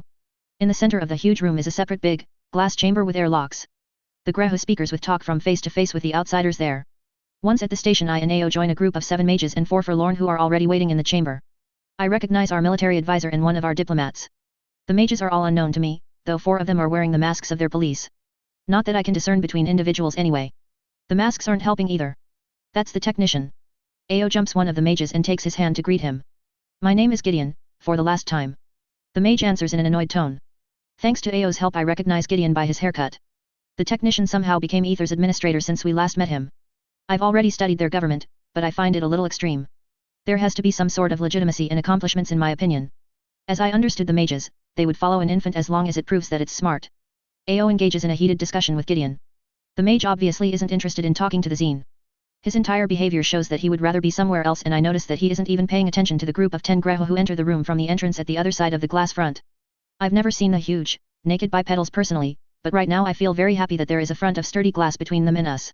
The mages are already bigger than the average forlorn and the Grehu tower 3 heads even above them. A large long snout with entirely too many teeth for my taste is accompanied by 4 slit eyes. The strong arms have 3 segments and end in hands with 4 clawed fingers. The average Grehu consists of not much more than muscles, bone, and claws. The tiny brain is protected by a heavy bone shield on their heads and the skin is a thick, leathery hide. Gods! I've never seen something that ugly. Gideon shakes his head and mumbles something, speaking too fast for me to understand. And to think that I've to be here to represent Ether. I could be with Scylla instead. This job sucks. I didn't get to see her since yesterday. I turn to Ao who is happy to translate his words to my native language. He says that since his role here is just being a representative and looking nice, he rather would like to engage in reproductive activities with his breeding partner instead. I make the gesture for understanding. I can sympathize with him. To be honest, I myself am a little concerned where I should lay my next egg. Simply dropping it somewhere in Ether feels inappropriate. Ao spreads all his hands in shock. I would have never thought that I would hear a forlorn showing concern for their offspring. Are you feeling ill, Ilan? I circle my head and nod. It's just that I am concerned to disturb the mages somehow.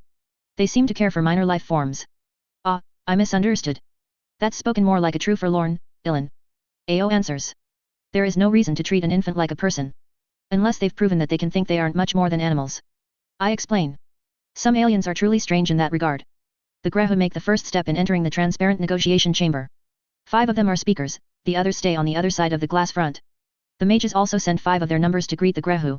The mage who was decided to be the first speaker does a good job on going through the ritual symbolism which is required for a conversation between equals.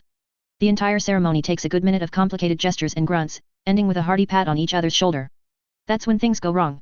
The enthusiastic speaker for the Grahu decides to test his adversary's strength and forgets to pull in its claws. The mage flinches as the sharp claws dig into soft skin.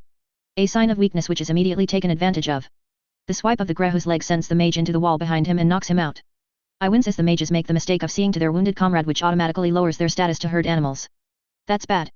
The mages will have to work hard to regain their status. The wounded mage is carried out of the confrontation chamber while the Grahu laugh with a characteristic snarling tone. At least they aren't attacking any further because it would lower their status to attack something that has its back to them. When the mages are out of the chamber, the speaker steps forward and tastes the smear of blood on the wall to ritually claim the prey. The mages fall into frantic discussions with our experts, but I already know the outcome. The only chance to solve this is paying a hefty fee to the Grahu. That's as much as I expected. Ao nods solemnly. Gideon watches the entire exchange with his arms crossed in front of his chest. His eyes wander several times to the door until he decides to take action. This is taking too long. I could have been at home 10 minutes ago if you had done it as I suggested. Let me solve this, barbarians have to be treated as such. Gideon steps forward and enters the chamber alone before anyone can stop him. He walks past the 5 Grahu who are too curious and baffled to stop him. It's a grievous insult to face a group of speakers with less speakers. It's akin to saying that they aren't worth to be paid the proper respect. Upon Gideon reaching the airlock on the Grahu side of the room, the 5 Grahu who stayed on the other side ready themselves to pounce. But Gideon doesn't activate it. He simply punches the controls, which results in a small puff of smoke and burnt electronics. Then he turns around to face the 5 baffled speakers and snarls in broken Grahu. Now the prey can't run. The first speaker jumps at Gideon, opening its large snout to bite off his head. But the mage just reaches up and grabs the upper and lower half of the speaker's jaw. With a snap he unhooks the lower jaw and tilts the Grahu's head in an unhealthy 90-degree angle to the rest of its body. The much larger alien tilts sideways and lands with a heavy thump on the ground. Now the other 4 Grahu attack, but the technician calmly walks into their charge. A clawing paw parts empty air and Gideon's fist impacts another Grahu's chest. The much larger creature is lifted up into the air and impacts the ceiling accompanied by the crunching of bones. Gideon grabs a third attacker's claw and bends it backwards, breaking it and sending him into the glass front towards the 5 Grahu spectators. The ceiling holds, but a huge crack appears in the safety glass. The 4th Grahu gets in a kick on Gideon's back. That's sure to lower his status, but the alien doesn't seem to care at the moment. The technician is flung forward, but spins in mid-air, landing on the glass front and sticks to it in a gravity-defying move. He grabs the stunned Grahu who was flung against the glass by a leg and swings him at the attacker. 1, 2, 3 wet smacks of flesh on flesh reverberate through the room until the mage lets go of his improvised weapon. The Grahu in his hands isn't even twitching at this point and I can easily image that the most important bones in its body are all broken. He is carelessly dropped onto the 4th Grahu who had to suffer the impacts. Number 5 jumps Gideon, but the mage locks arms with the much larger alien. He barely avoids the snapping snout and for a second it looks like the Grahu is matching the mage in strength. A grin appears on Gideon's face and a blue light starts shimmering around the mage. Then the alien is lifted from its feet and its right shoulder is dislocated with a sickening noise. Flesh tears and a spray of violet Grahu blood sullies the glass front. Gideon drops the torn off arm and changes his grip on the screaming Grahu. He lifts the monster above his head and brings it down on his knee, snapping him like a stick.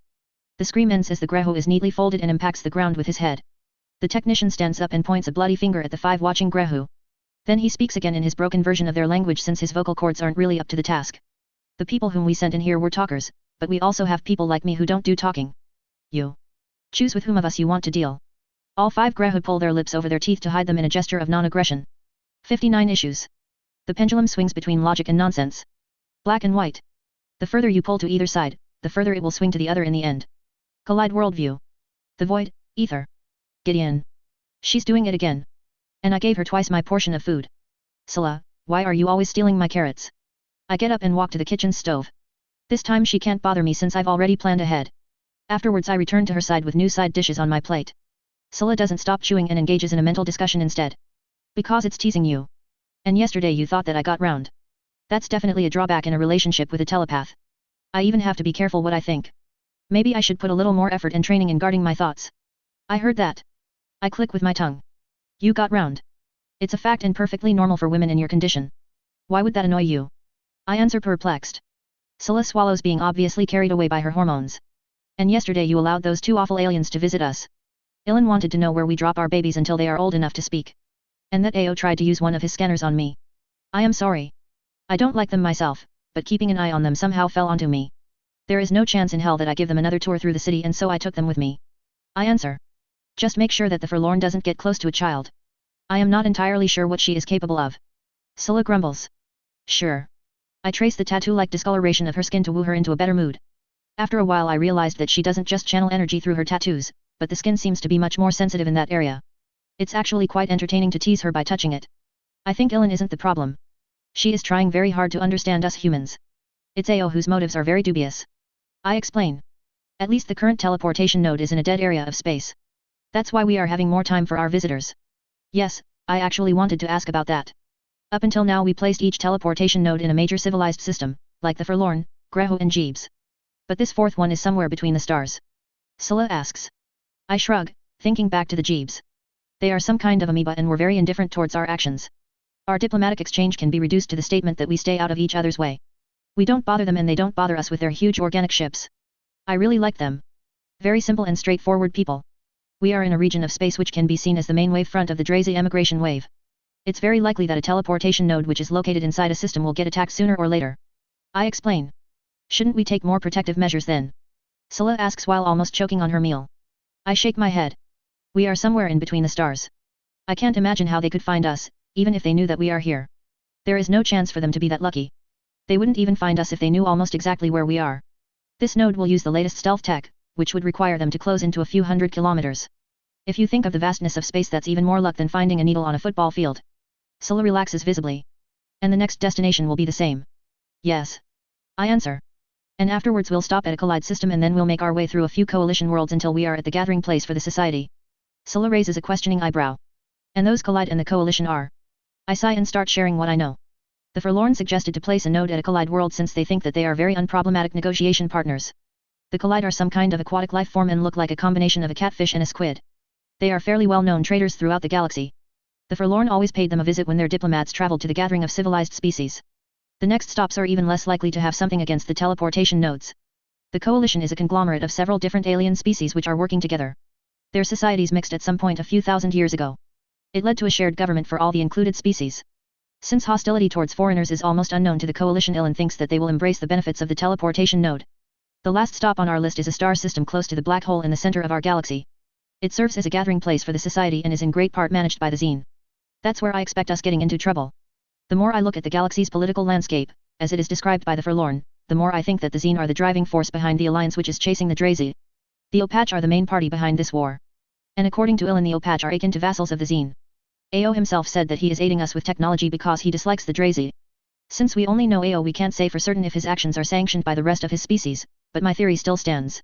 I start eating again after having ended my lengthy explanation. So that means that we'll have less unexpected interruptions which influence our daily lives. Scylla asks with a satisfied voice and continues before I can verify her conclusion. That's great. Actually, I've a present for you. A present?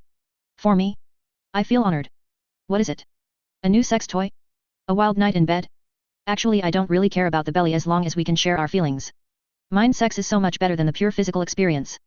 By pure impulse I reach for Scylla and try to hug her. But my wife slides past my arms, skillfully avoiding them. She hurries out of the room with a speed I wouldn't have expected from a pregnant woman. For a moment I think about following her, but whatever she has in store for me seems to be a surprise. After a few moments she returns with a sizable package in her arms and a photo on top of it. She sits down next to me and shows me the ultrasonic photo of an unborn child. That's our daughter. I take the photo from her to have a look, but to be honest I am rather uninterested in grainy black and white images. So the doctor confirmed the gender. Ah, so that's the present. I'll make sure to have it with me and show it around. Isn't that what parents normally do? Scylla frowns and shoves the package closer to me. Half of the present. The other half is this book. A book? I reach for the package and lift it. Who the hell needs a tome that weighs about a kilogram? I frown and look at Scylla. Is that some kind of spellbook or encyclopedia? 1,407 pages. The newest edition based on the latest studies and research. She hugs my side, rubbing her cheek against my shoulder. I rip the cotton paper from the package and read the title. A Guide to Being a Parent. How to Educate a Young Technomage from Birth to Childhood and What Comes Afterwards. Blinking, I skim through the book and its overly detailed contents. Ha ha ha ha. There is no way in hell that I'll read this. Thanks. I guess. I think there is still space in the upper right corner of my bedroom's bookshelf. That's where I store all the stuff which I won't ever take a look at. You will read this. Scylla whispers from my side with a scary expression on her face. Did she read my mind? No, I am fairly sure that she didn't. I place the book carefully in front of me. Did I say otherwise? I know you well enough. She answers. You are trying hard to avoid thinking about the baby. But we have a responsibility as parents, and as technomages we will have to take extra care of our child's education and mental health. You yourself know how it is to be mistreated by people who aren't up to the job. Ha ha ha. I push the book a little further away, using just one finger.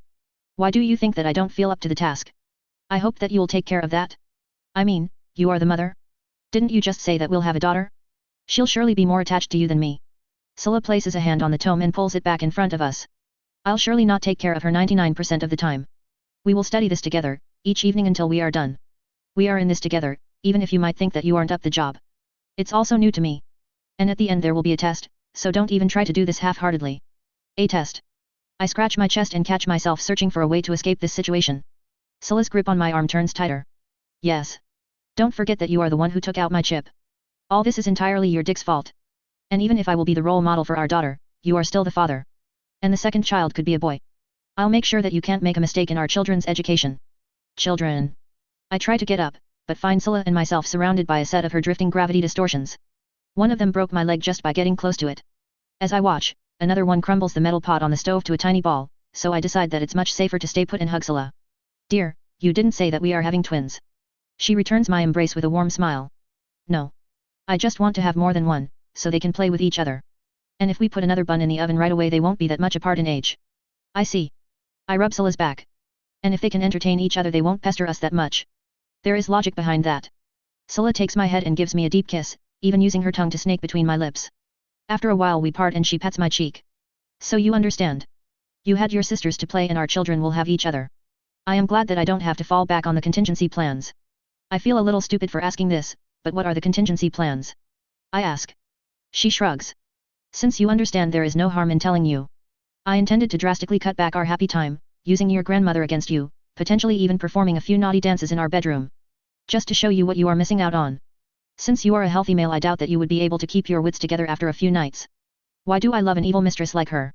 I lick my lips and put on my best gentleman smile. But since I am all up for your family plans, all that isn't necessary. No. She buries her cheek in my chest. I am so happy. How did I even get the idea that you could have objections? I start playing with her ponytail while cuddling her. Ah. Pa. Objections. No way. Being crumbled to a tiny ball surely hurts as fuck and I don't want to test my energy form. But I want something for investing all that time of boredom. Though I think that all these responsibilities will take a heavy toll on my mental stability. I think I'll require a few benefits to soothe my mind. Benefits? She asks. I grin.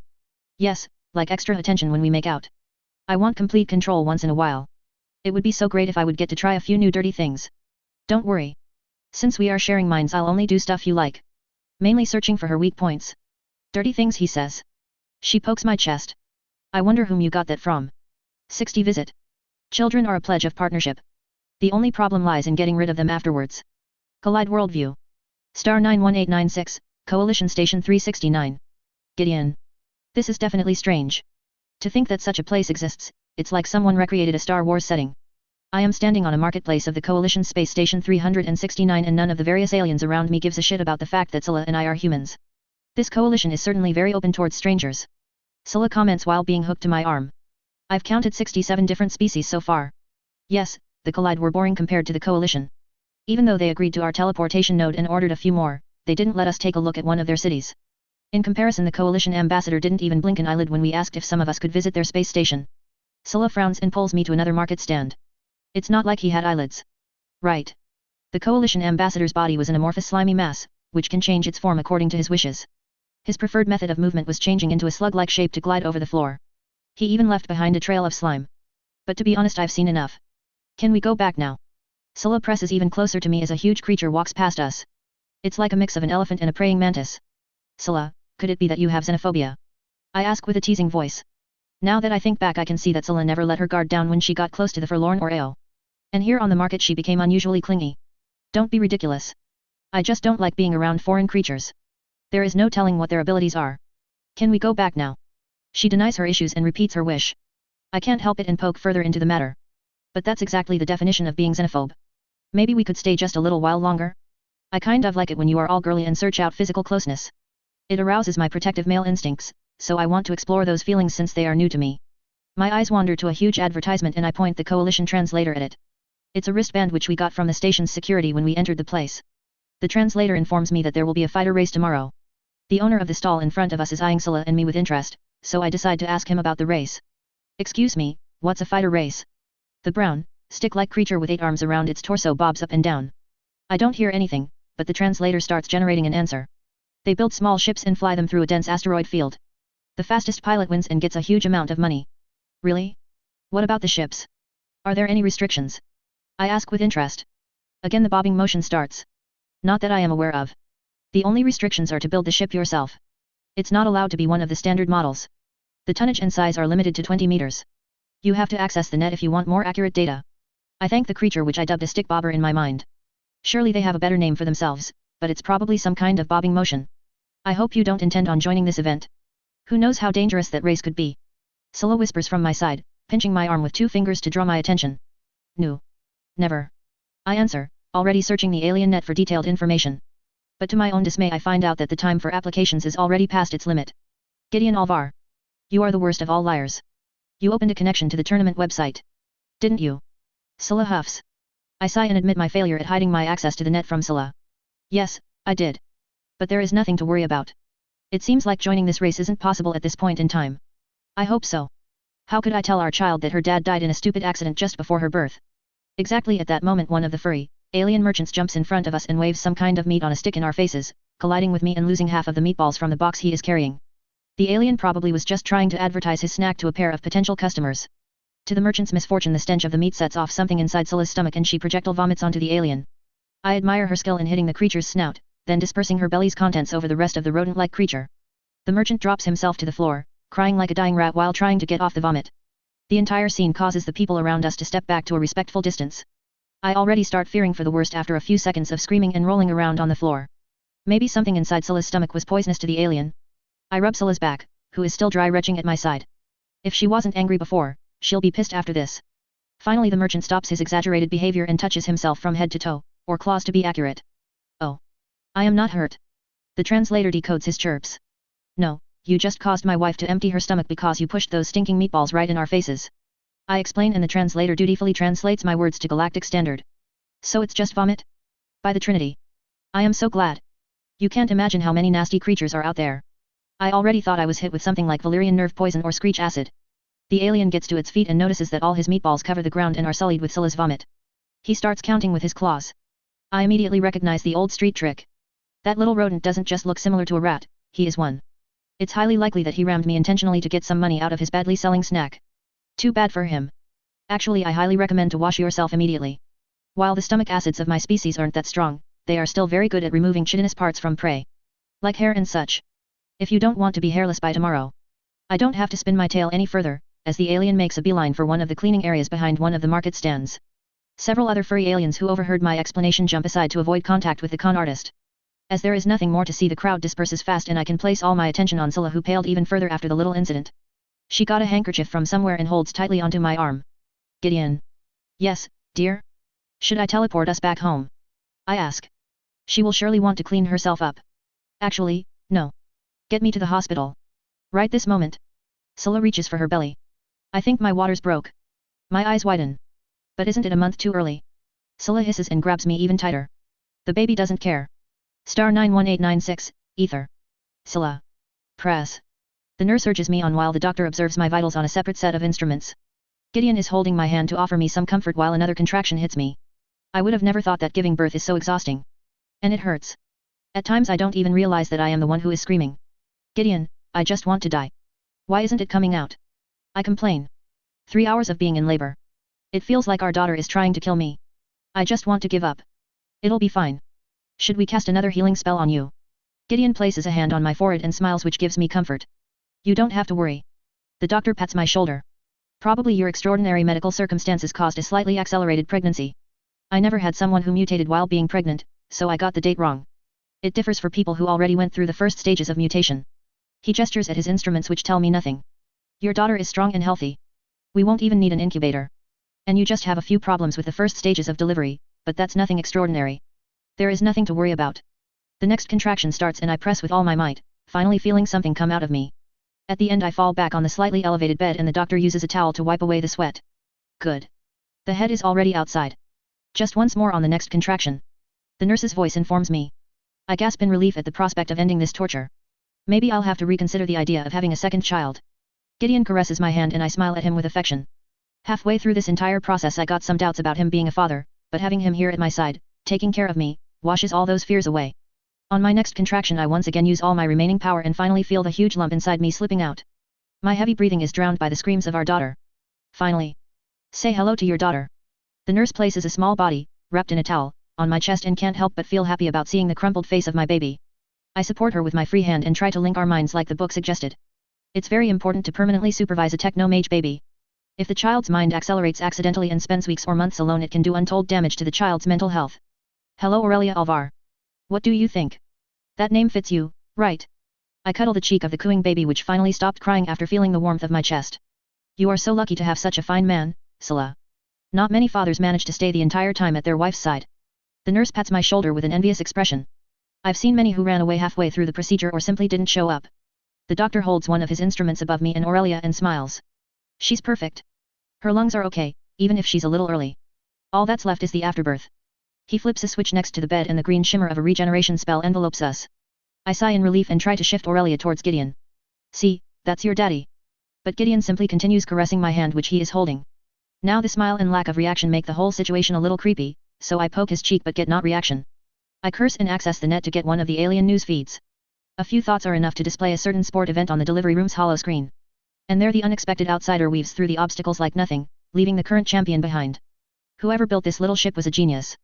What do you think, Enf? Yes, in Reem. Too bad that he didn't officially join the race. Simply barging into the restricted zone wasn't just dangerous, but also against every rule. I don't think that we can reward the pilot, even if it looks like he could have won easily fair and square. I turn my attention to the doctor. Doc, are you ready to treat a broken bone, or at least a dislocated joint? He blinks. Always. Why? My hand snakes around the pinky of Gideon's left hand, which is his favored one. Then I concentrate on the race to wait for the best moment. That's the last obstacle field. After this lies just open space for the outsider. He already showed that his speed is unbeatable if he can bring his acceleration to bear. In a split second I bend Gideon's pinky backwards until I hear a satisfying crunching noise. He hit one of the asteroids. He could have evaded like earlier, but this time he went straight into it. I doubt that there is anything left to salvage after such a collision. Well, I think that was to be expected. He simply didn't leave enough space for his evasive maneuvers.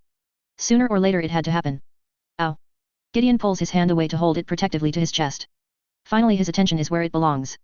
What happened? My finger. That hurts as fuck. Fuck. I smile. Ah, it's nothing compared to what I had to endure. Maybe you should stop playing games and greet your daughter, Aurelia Alvar. 61 baby. And today's newest development is a new species which is making its way to the gathering in the galactic center.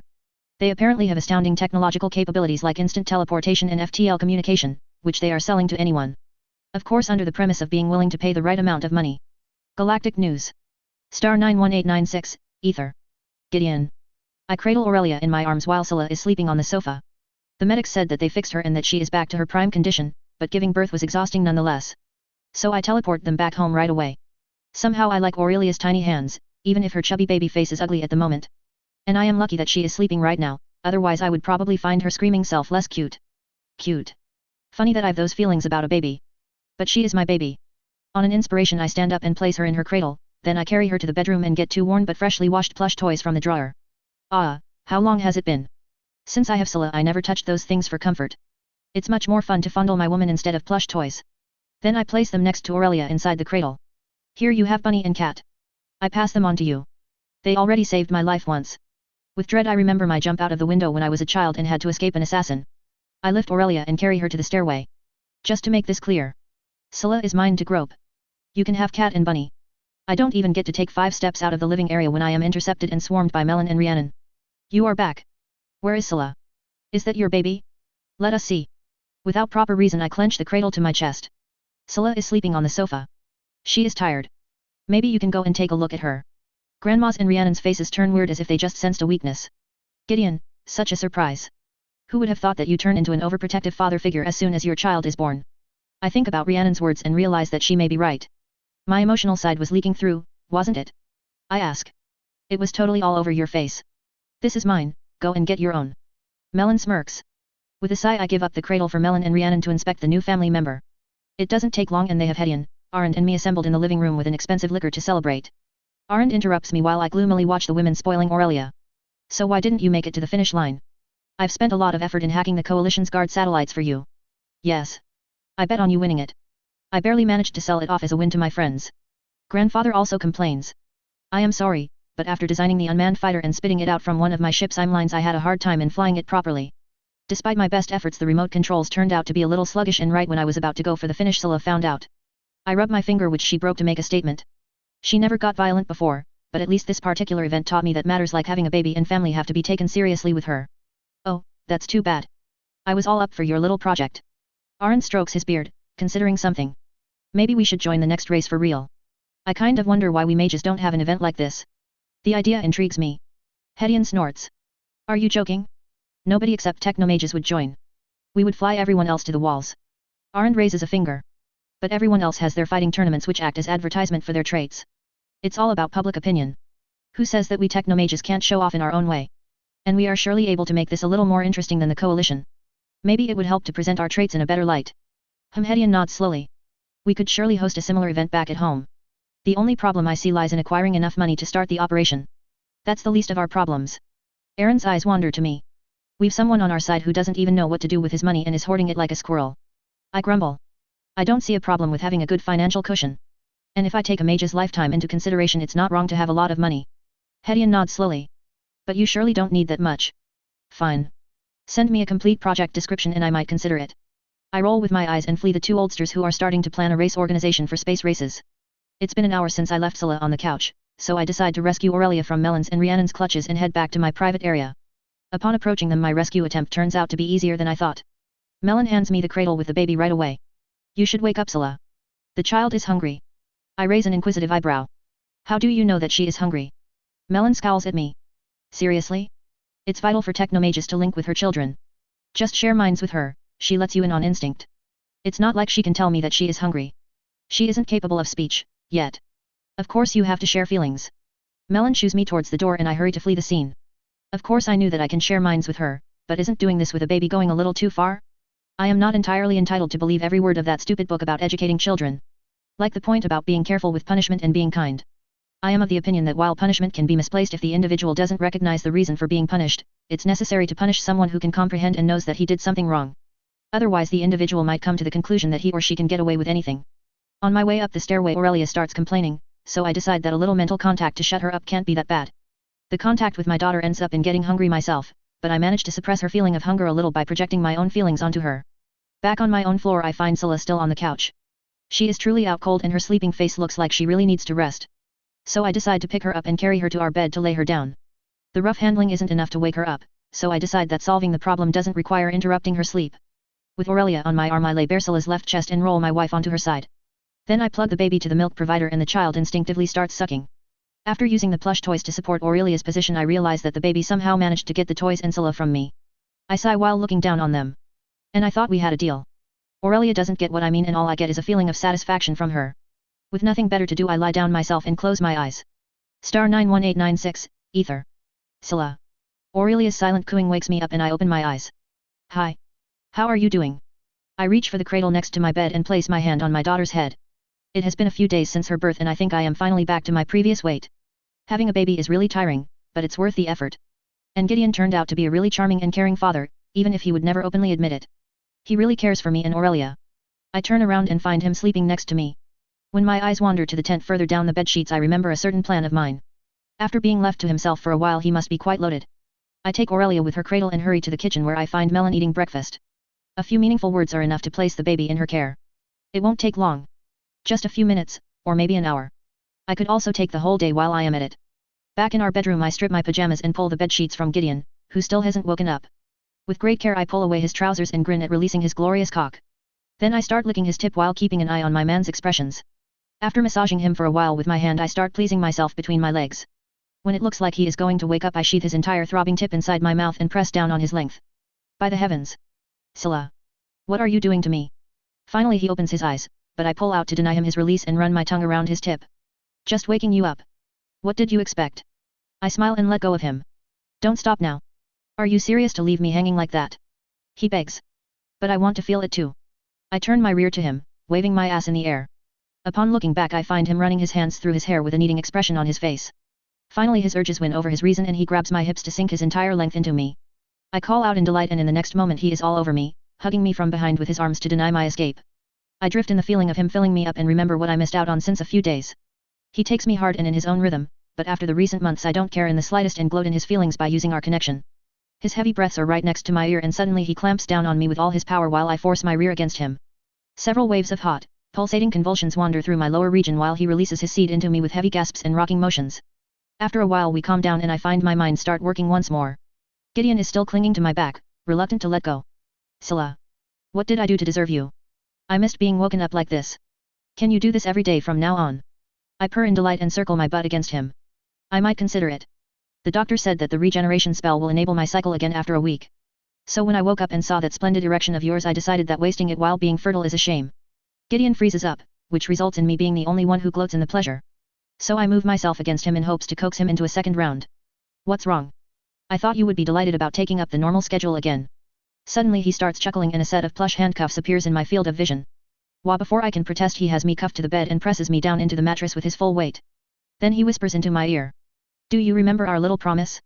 Now you got me far enough that I intend on using it to its fullest. And there is no going back. What promise? I try to free myself, but the handcuffs are really sturdy. Enchanted? Don't you remember? When I approved of your family plans I wanted to get some little extras. From somewhere he got a blindfold and places it above my eyes with an evil chuckle. That promise. You said you won't do anything which I don't like. Oh, don't worry. You'll love it. He shares his mind with me and I get a glimpse at what he is intending to do. Let's start with the feather. No. 62 Hospitality. What's a poor man? A nice and righteous guy, but too stupid for his own good. What's a criminal? Someone who isn't nice.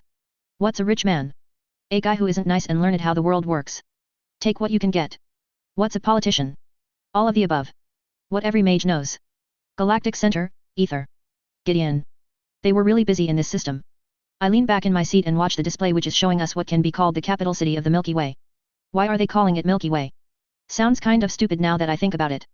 My attention snaps back to the tightly packed solar system which is filled to the brim with habitats and countless ships. Is it always like this?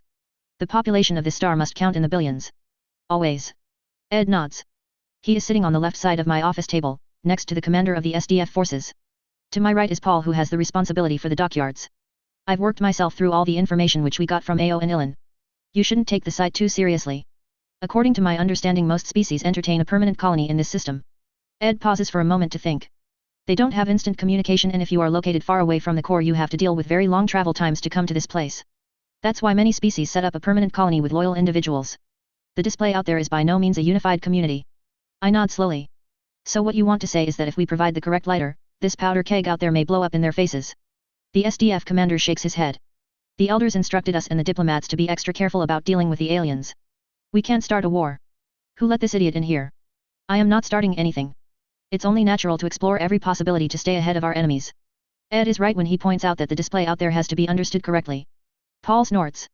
I see it as a huge pile of randomly stacked books. Pull out the wrong one and pile may collapse on you. Pull out the right one and pile falls where you want it to. We'll see what our diplomats have to say once they return from the so-called gathering. Ed adds in a solemn voice. I tilt my head while eyeing the display. The gathering is a huge golden structure which is managed by the Zine. It's a huge spinning ring with a sphere in its center. According to the records the Zine built it thousands of years ago when they started guiding the other species. There are other old races, but the Zine are seen as some kind of teachers as they are able to communicate with almost everyone. When we entered the system it became clear that we didn't bring enough diplomats to handle all the requests and greetings which started flooding in. This system is like a gigantic ballroom where each guest shouts out his opinion at the same time. No wonder that it's just called a gathering. It's not like there is any kind of ruling system. If the Zine wouldn't provide guidance and security this whole scene would come apart in one bloody mess. At least we can narrow it down to a few main players. Ed starts summing up the political landscape. There are obviously the Zine and their direct followers. Then there is the Alliance which is trying to wipe out the Drazi. But like we said, it's highly likely that they are just puppets of the Zine. Then we have some species which are simply too different from us to be taken into account. The HYW for example are some form of intelligent balloons who live solely on gas giants. They aren't interested in the matters of life forms who prefer a nice planet like Earth. I raise an eyebrow. How does a balloon who is living on a gas giant develop intelligence and technology? But Ed doesn't mind me and continues. There is also an anti-war faction which is opposing the alliance. They think that no species deserves being wiped out. But they are few and their influence is weak. Lastly, we have a big group of unknowns who follow their own goals and might interfere solely for their own dubious reasons. Ed finishes his very simplified summary of the situation. That's when I get a call over the net. It's from the head of our team of negotiations, so I take it immediately. The man who answers me seems to be very disturbed and surprised about the new development, but it's in a way what we already expected beforehand when we allowed our people to roam around freely on foreign space stations and colonies. At the end of the call I close the connection and place my hands in a praying position to think about the development. Did something happen? The SDF commander asks after a while. I cut the contents of the call short. Someone stole one of our ambassadors. Stole? Paul asks with big eyes. Abducted, hijacked, kidnapped, snatched, gone, never reported back after taking a piss. I clarify, which earns me a few word looks. Galactic Center, Ether. Scylla. She is so cute. Amia exclaims while rocking Aurelia on her lap. I've invited all of my female friends and family to have a big welcoming party for Aurelia. So far it's me, Sodden, Galia and Amia in the living room. I've also invited Melon and Rhiannon, though they haven't shown up yet. Now that I think about it, I may have to increase my circle of friends. Amia is the only one who isn't related to me by family, yet. I have high hopes to get one myself soon. Sodden pats her rounded belly. Normally I should have been faster than you, but Paul is a hard nut to crack. That sounds so wrong on several levels if you think about the context. Galia points out. Sodden purses her lips. Okay, you have me there. The choice of words was flawed. I concentrate my attention on Galia and Amia, who are sitting on my couch. So, now that I've you two here, I may as well take the chance to ask. What's going on with my brothers? To my surprise, Galia blushes. Amia is the first one to answer, as she is a promiscuous woman and doesn't know shame. I and Martin became friends with benefits. Though he is kind of clingy and visits me on a daily basis. It almost feels like I am becoming a one-man type of girl. I raise an eyebrow, then my eyes wander to Galia. And you? I know that you are seeing Brenton and you are sleeping out of home about 5 days a week. There has to be something going on. The normally very independent woman starts fiddling with her fingers. Okay. I admit it. I am kind of living in his place now, most of the time. About time. Sodden reaches behind her and produces a bottle of expensive wine out of nowhere. I already feared that my older sister would never grow up. I was always grown up. 2 years on Earth. You remember? Galia barks. PFF. Yet. Be glad that Gideon got you out. Sodden's attention wanders to me. By the way. I happened to take a look into your bedroom. Why are shackles and ropes in there? Ah, fuck. I should have locked it. All eyes turn to me. Well, we are kind of experimenting. They don't look away and even Aurelia is looking at me expectantly as if she would understand. Geez. To keep the fire going, you know? A couple needs to explore new things once the run-of-the-mill positions get old. I'll kill Gideon for this. 63 searching for help. And today we announce that the first direct teleportation line to the Galactic Center is established. Seoul News Channel. Galactic Center, Gathering Station. Gideon. Why am I even here? My gaze wanders over the crowd of aliens which is surrounding me and I try to remember how I got into this situation. Then we have to get him back. But how? The SDF commander had said. We need someone who can get in and out as he pleases. A technomage. And he has to be able to take care of his own. Paul thought aloud. Someone who has proven that he can deal with an ugly situation alone. Ed added with a grave voice. The SDF commander's head turned to me. Someone who can read alien minds. All eyes at the table focused on me. No. I am a governor. I govern. That's my business. Playing detective isn't in my job description. I answered and crossed my arms in front of my chest, showing them that my decision is final. Actually, it's in your job description. Ed raised a finger. Article 7b, Section 131. If a situation can't be handled by lesser skilled personnel, the higher officials have to take actions themselves to turn away harm from the citizens. That's how we managed to persuade an elder to lift his ass from his seat during the blood magic incident. Not to mention that the elder in question showed up much too late. I grumble and make my way through the crowd, shoving away the things who stand in my way. Scylla wasn't happy with me going on a little investigation. Not at all. She isn't the type of wife who sits back and waits silently, praying for her man's safe return. I had a hard time in making it clear that I don't want her with me on this trip. In the end she consented with a very grumpy expression on her face. So my only problem right now is how to go about this. I already conferred with Ilan and Ao, but it was quite clear to me that they can't do much more than handing the problem up the chain of command. I have no leads on how to go about this and nowhere to start. Actually there is somewhere to start and that's right where I am. The station's section for humanoid visitors. There are some things here who aren't humanoids, but most people in this place share roughly the same amount of arms and legs. How those appendages are shaped and used is an entirely different matter. It's here where our ambassador was last seen. He set out to explore the vast station and never reported back. I squint my eyes and turn in a circle while using the translator on various signs across the market street. The station is separated in several different levels, each one with a ceiling about 20 meters above my head. The beings who live here actually build their own houses as they prefer them. This resulted in an explosion color, shape, and size. As I expected it from an area where several different species intermingle. What are you interested in if you are a lonely ambassador in an alien city? I doubt that he would be stupid enough to try the food. Even if all the merchants are required to have their goods checked and their contents listed, I wouldn't want to be one of the first human test subjects. A gaming arcade? That's something I am very interested in, but right now I've no time and I doubt that the ambassador shares my interests. I raise the translator and decide on an approach the ambassador might have taken. List points of interest for newly arrived visitors.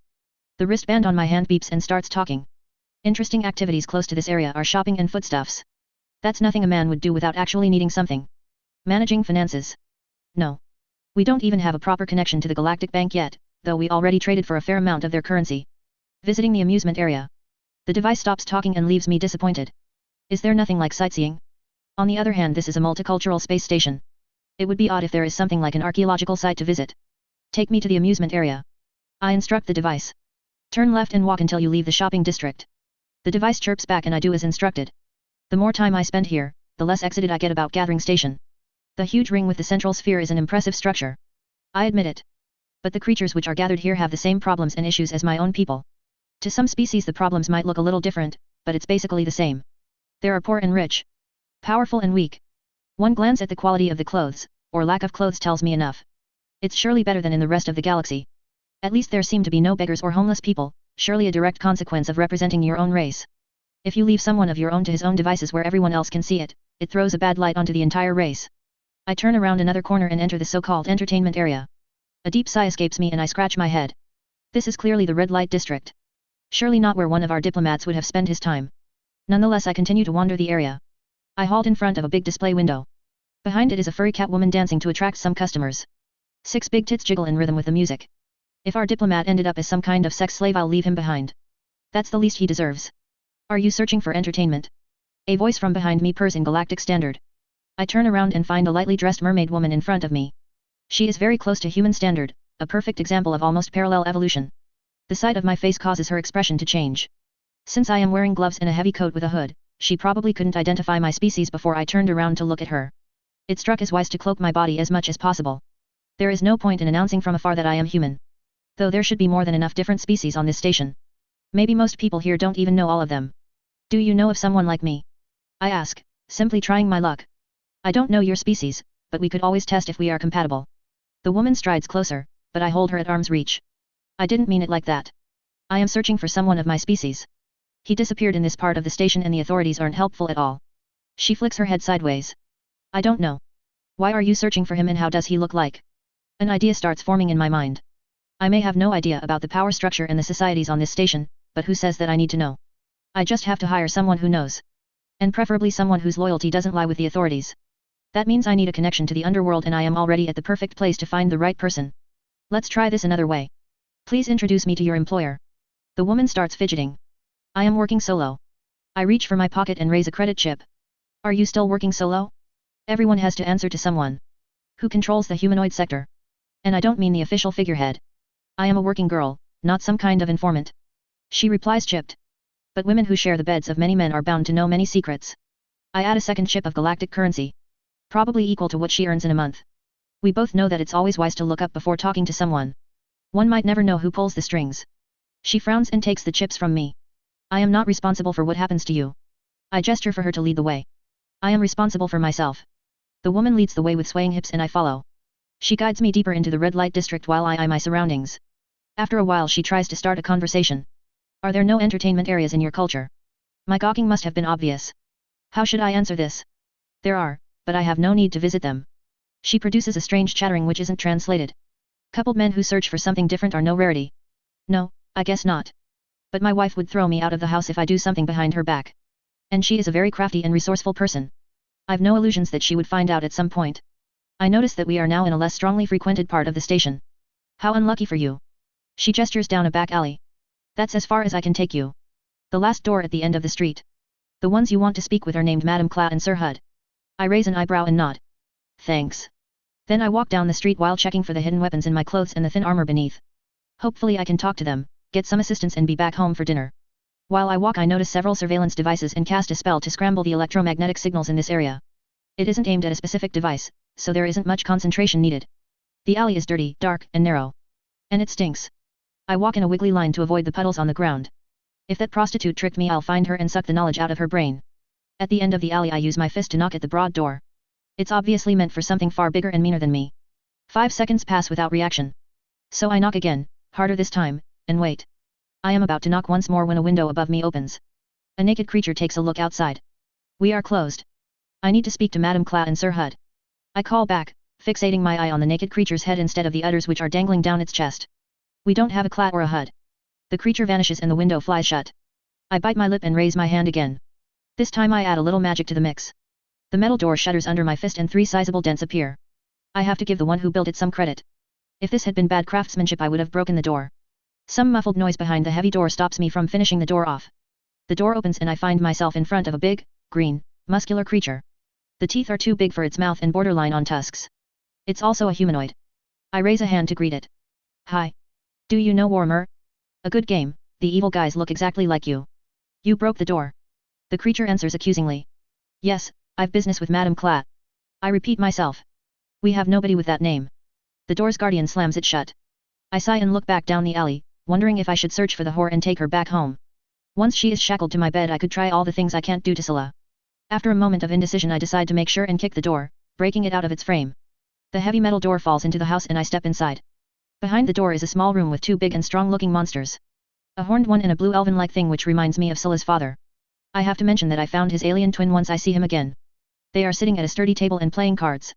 No green orc creature. I wonder where he went? Doesn't he know how to use the bell? He flattened Gork. Rulu. The pain sound from beneath the door causes me to pay more attention to my feet. My friend from the Chaos faction is pinned under the heavy door and doesn't look very healthy. Horny and Blue get up from their seats and close in on me. Wait, I just want to do business. No reason to hurt yourself. Horny is the first one to attack, charging me like a bull. I send a burst of energy through my arm and grab one of his horns, redirecting him into the wall and hurling myself above his head. A device appears in Blue's hand, so I send a spark of electricity at him, frying the device, which is most likely a weapon. Blue doesn't get away unharmed and goes down, twitching. I return my attention to Horny, who is still stuck in the wall and trying to pull out his horns. So you 3 are the bouncers? Could you please go and get me an interview with Madame Cla or Sir Hud? They don't waste their time on random idiots who show up without appointment. Horny calls out. Ah, so you know who they are. I already started to fear I was wrong after all. I grab his horn and help him pulling it out of the wall. The big creature struggles, but without magical body enhancement there is nothing he can do against my strength. Go and tell your masters that I want to speak to them. No. I slam his head into the wall. I want to be home for dinner, so I give you another chance. No. We repeat the procedure several times, but Horny seems to be related to a goat. His stubbornness allows him to defy me until the horn in my hand breaks under the rough treatment. Horny slides down the wall and falls unconscious. That's when I notice that the room filled with several people. I turn around and find a good dozen of weapons aimed at me by various creatures. Between them are 2 small, grey creatures. They look like a mixture of the greys from UFO stories and Yoda. I point the horn in my hand at the 2 small aliens, which causes their guards to flinch. Let me guess. You are Madame Cla and Sir Hud. I can't discern any gender between them, but it would be too fitting if they are the people I am searching for. Yes, and who are you? They speak almost as one, taking turns for each word. I drop the horn and clap my hands together. Perfect. I am your new partner in crime. 64 Mutual understanding. When the silent god walks the earth, kneel and praise his glory. Hope that he passes you unnoticed. Because if his servants walk next to you and you were judged as unworthy, all that's left to do is dying. Teller myth. Galactic Center, Gathering Station. Gideon. Ka and Hud are a binary. A being with 2 bodies and 1 mind. It took me a while until I caught onto that without actually sensing any telepathy between them. When 2 mages are communicating via telepathy without actually touching each other, outsiders are always able to at least sense something. It's like listening to a conversation from afar. You can hear their voices, but have problems understanding the words. With Ka and Hud there is only silence. Maybe the reason is that they operate on a completely different wavelength and I would need time to get used to it. It's still a good reminder that I shouldn't feel too superior when dealing with aliens. There are a lot of them and some seem to have abilities which let them compete with us. I take another sip from the tea while sitting cross-legged on the floor in Ka Hud's office. It's the proper way to call a binary when talking to both parts. I've yet to determine if the 2 bodies actually have different mental functions aside from being male and female. It is very likely, since Ka Hud informed that while losing one of its bodies isn't necessarily deadly to the other, it's still a strong mental shock. Why do you care so much about this individual? Ka Hud asks. One of his bodies is working a computer while the other plays host for me. One might think that a single individual is not worth the effort and promises you made to us. I place the cup on the ground. After entering in negotiations with my new associates, we came to a mutual agreement. In return for a little payment and a few exclusive rights, Coeus will use his extensive network of spies to search for our man. I am still not sure if I should think of Coeus as he, she, they, or it. So far I didn't notice any difference between his two bodies, and the two different genders were just indicated by the used titles. It's not like he means anything special to me personally, but I guess it's about principle. I answer. Principle? The Coeus in front of me asks. My people seem to have unique abilities compared to most other species. If we let one of our own get abducted and analyzed without proper reaction, it will happen again and again to others. There is no doubt about that. Interrogation, dissection, tests, who knows what they will do to us. One might never know which measures such organizations see justified to get what they want. I explain. You just paid to find him, what will you do once you know his location? Coeus asks. That's the question. I shrug my shoulders.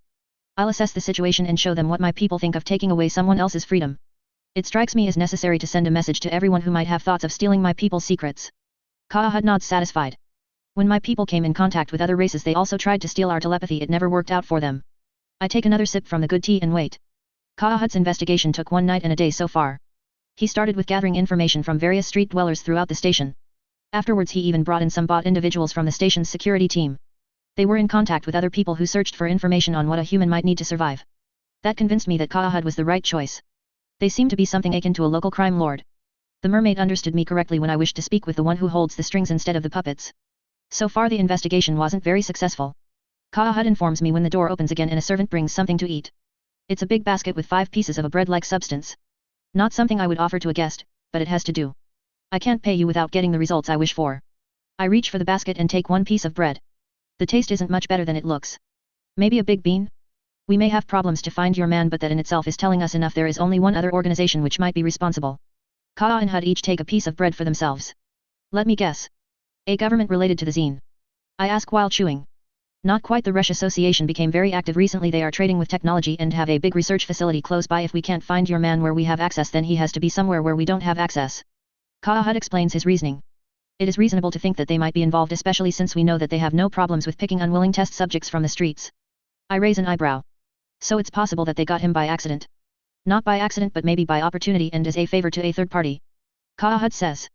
I reach once more for the basket, but find it empty. Squinting my eyes at the 2 binaries, I search my memory for the moment when they took seconds. But there is nothing. Damn, those guys are fast when they want to. I didn't notice anything. Then I'll start my investigation there. The Coeus at the computer shakes his head. Not a good idea. Let us get confirmation first. Rush controls a separate section of the station. There is only one way in and out of their facility. Just one way in and out sounds as if it's in my favor.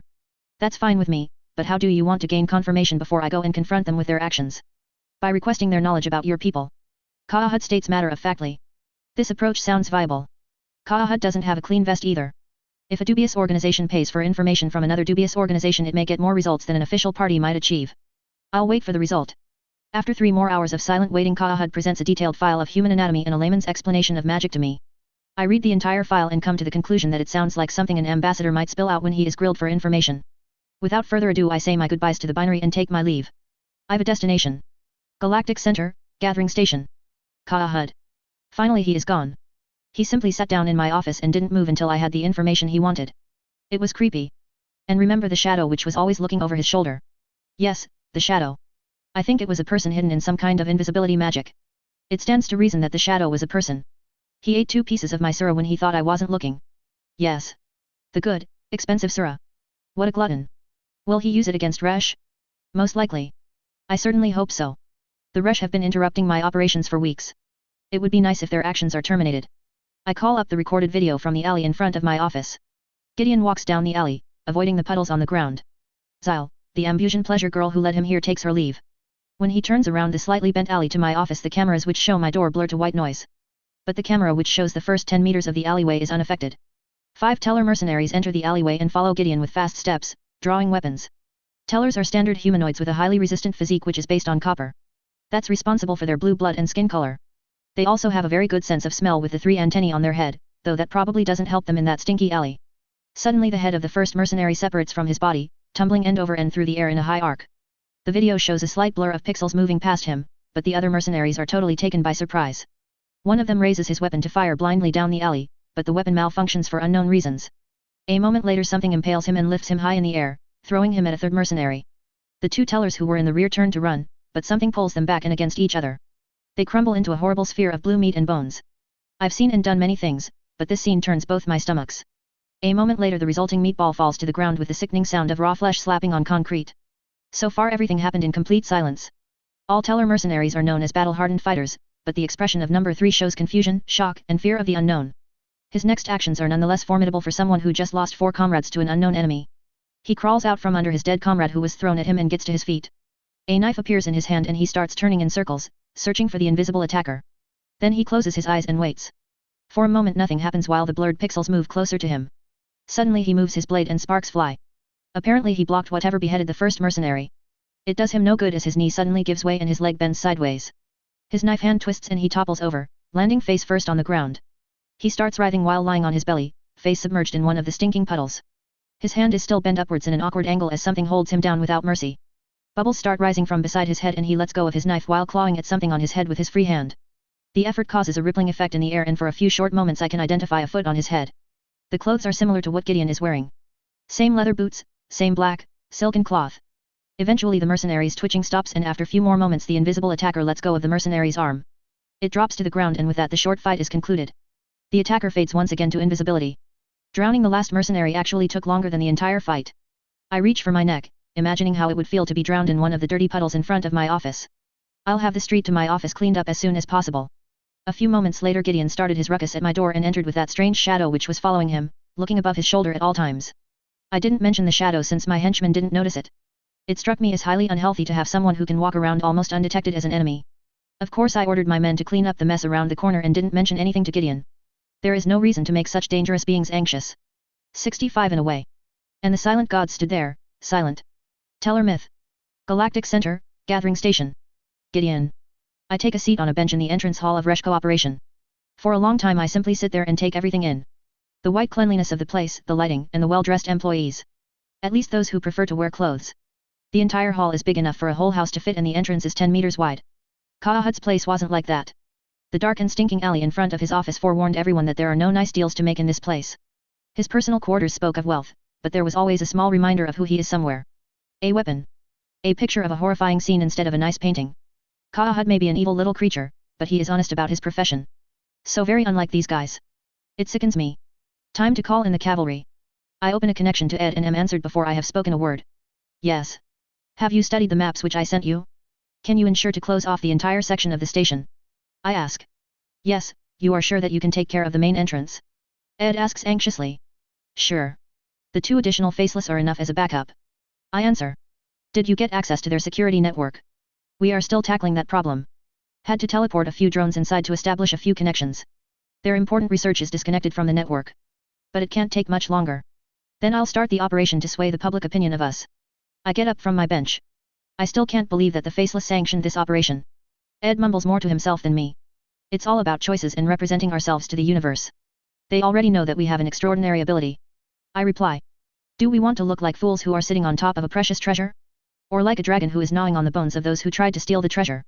I throw back the hood on my head, then I approach one of the 10 secretaries. 10. I bet only 4 of them at most have to work at the same time. The rest is just there to look pretty for a wide range of customers. There are also tentacles and blisters to choose from, so I try to avoid looking at the creatures to the left and right of my target. My choice is the humanoid, pretty, furry girl. Hell, if you add a finger or 2 to her hands and a less stubby nose she might even be an acceptable fuck. What the hell am I thinking? I am definitely already far too long apart from my better half. Where is Scylla's ass when I need it? Hello. I smile and wait for the translator on my wrist to chirp the greeting.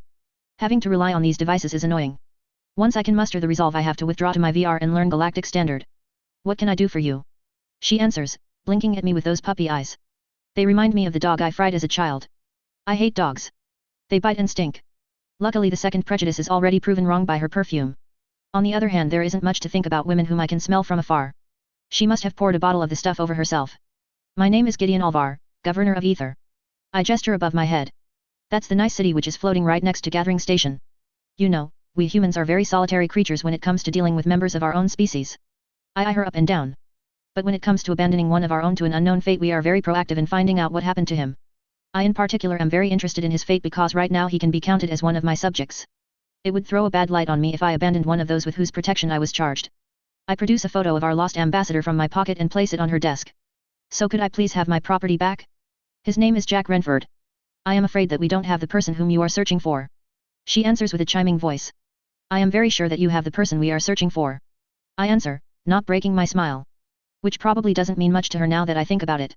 To show our goodwill we are giving you half an hour until we search for him ourselves. I've called security and informed the station's police force. She answers, apparently not impressed at all. What a bummer. I've yet to learn on how to impress aliens. I muse while 4 blue guys in uniform approach me. They have 3 antennae on their foreheads, but otherwise look very close to human standard. Please come with us. One of them approaches me ahead of the others. No.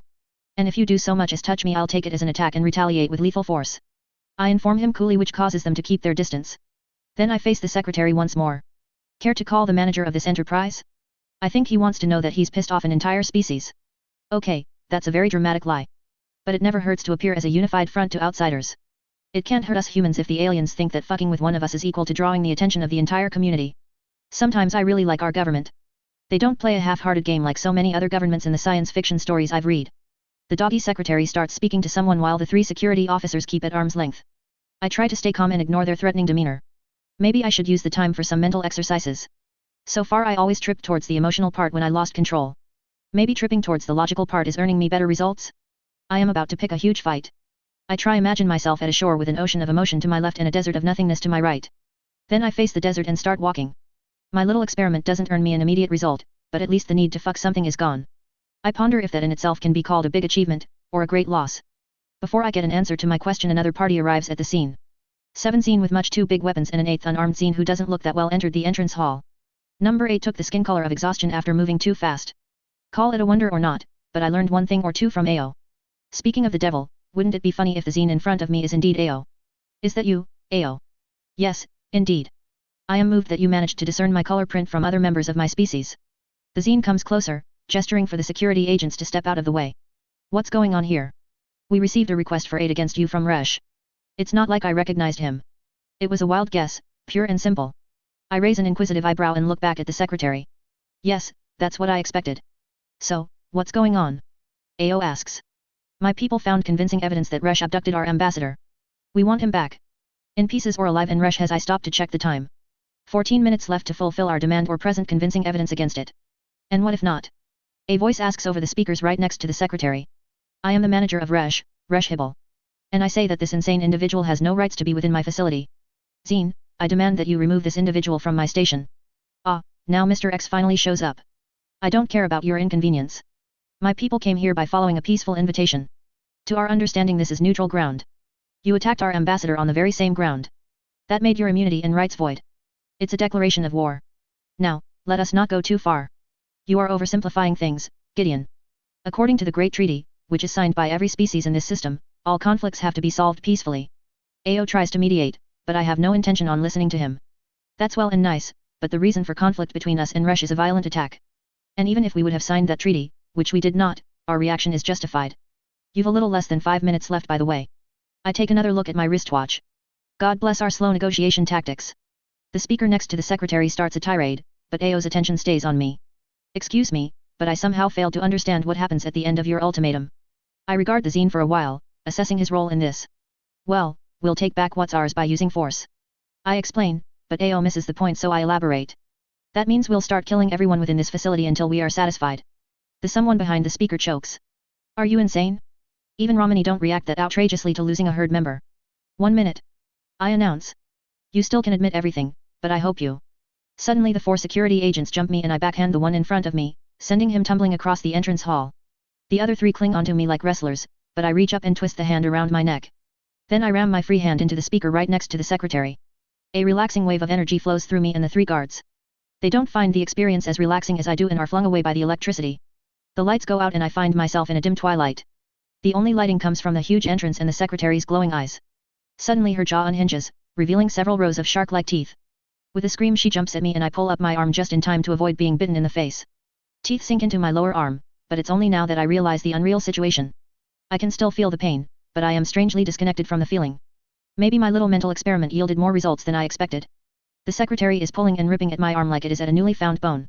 I just look at her and study the wild expression in her puppy eyes. Then my eyes wander to my wristwatch. I fear that the time is up. From within my coat I pull the Desert Eagle imitation which somehow grew to my heart.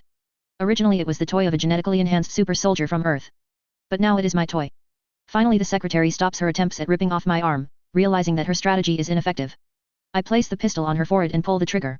A large part of her skull simply disintegrates and with a click her jaw snaps apart. I let her body slide out of sight behind the counter and turn in a circle to deal with other dangers. Empty. The entire entrance hall somehow cleared out within seconds.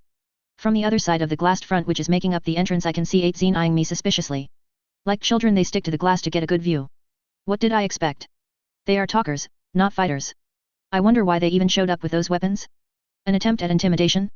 I scratch my head with the barrel of my gun and take a look at the wound. The passive regeneration spell which I cast before entering this facility is already hard at work in knitting the flesh back together. My eyes wander back to the wall behind the reception desk. It is covered by a huge violet splash of blood and gore with a big bullet hole in the middle. I've killed another puppy. I really should stick to cats and rabbits. Melon won't be happy about this. 66 Investigation. If two parties fight, get out of the way. Zine Wisdom. Galactic Center, Gathering Station. Gideon. I flex the muscles in my arm and notice to my satisfaction that they work fine, so I raise my gun and put a round into the heads of the 4 security guards who are lying across the entrance hall. Just to be sure. 2 faceless appear in the middle of the clear area, brought in by a hired techno-mage. Their transporter is clearly not a combatant and bails out one moment later. Get them in and get out, the faster the better. I wave a hand at them. Hi, things got a little violent here, but we will proceed as planned. I gesture at the entrance where a group of Zine is trying to keep people out while another group is eyeing us suspiciously. Your job is to kill anyone who decides to enter the building. But I think that the Zine got my message. I kick the security guard next to me. The both of them nod and turn to face the entrance. Maybe we should have sent more, but using just a few guards also sends another message. And that's that we don't need more. Since I am among the people who will go further into the facility I contact Ed once more. How is the situation? Have we found any evidence which allows us to proceed as planned? There is a file of a bone scan and medical data on one of their hidden servers, but we haven't found the ambassador yet. Probably he is kept in the lowest level of the facility. The systems down there are all disconnected from the rest of the station. Ed answers via a secure connection. The data and especially the skeleton's teeth match our man. There is even the mended bone from when he broke his leg as a child. It's fairly certain that they got the data directly from our ambassador and not through a second source. Ed falls silent, but his silence doesn't reassure me. So we proceed? We go in and get some answers. I ask. It's your call. You are the trained investigator. I may as well put at least some of the blame on someone else than me if something goes wrong. We proceed. I and my men teleport in at various points. You continue from the main entrance. Ed explains. Yeah. Sure. Throw the mad techno-mage right through your enemy's front door and hope that he is madder than your enemies. Who cares about the fact that the front door is always the best defended point of a secure facility? I sigh and leave the 2 faceless behind, walking down the corridor which leads deeper into the facility. There are quite a few bureaus to my left and right. This level is probably occupied by the administration department. The research areas are surely deep inside the complex. My choice falls onto the first office, so I kick the door open and step inside. What's going on? My eyes are drawn to the ground from where a small, furry creature is looking up to me. The huge eyes of the yellow rodent and the serrated tail remind me of something, but I fail to grasp the memory. I am sure that the striped fur should give me the last hint, but it is no use. Where do you keep the prisoners? Who? My gun roars and the furry thing goes splat, dispersing on the ground.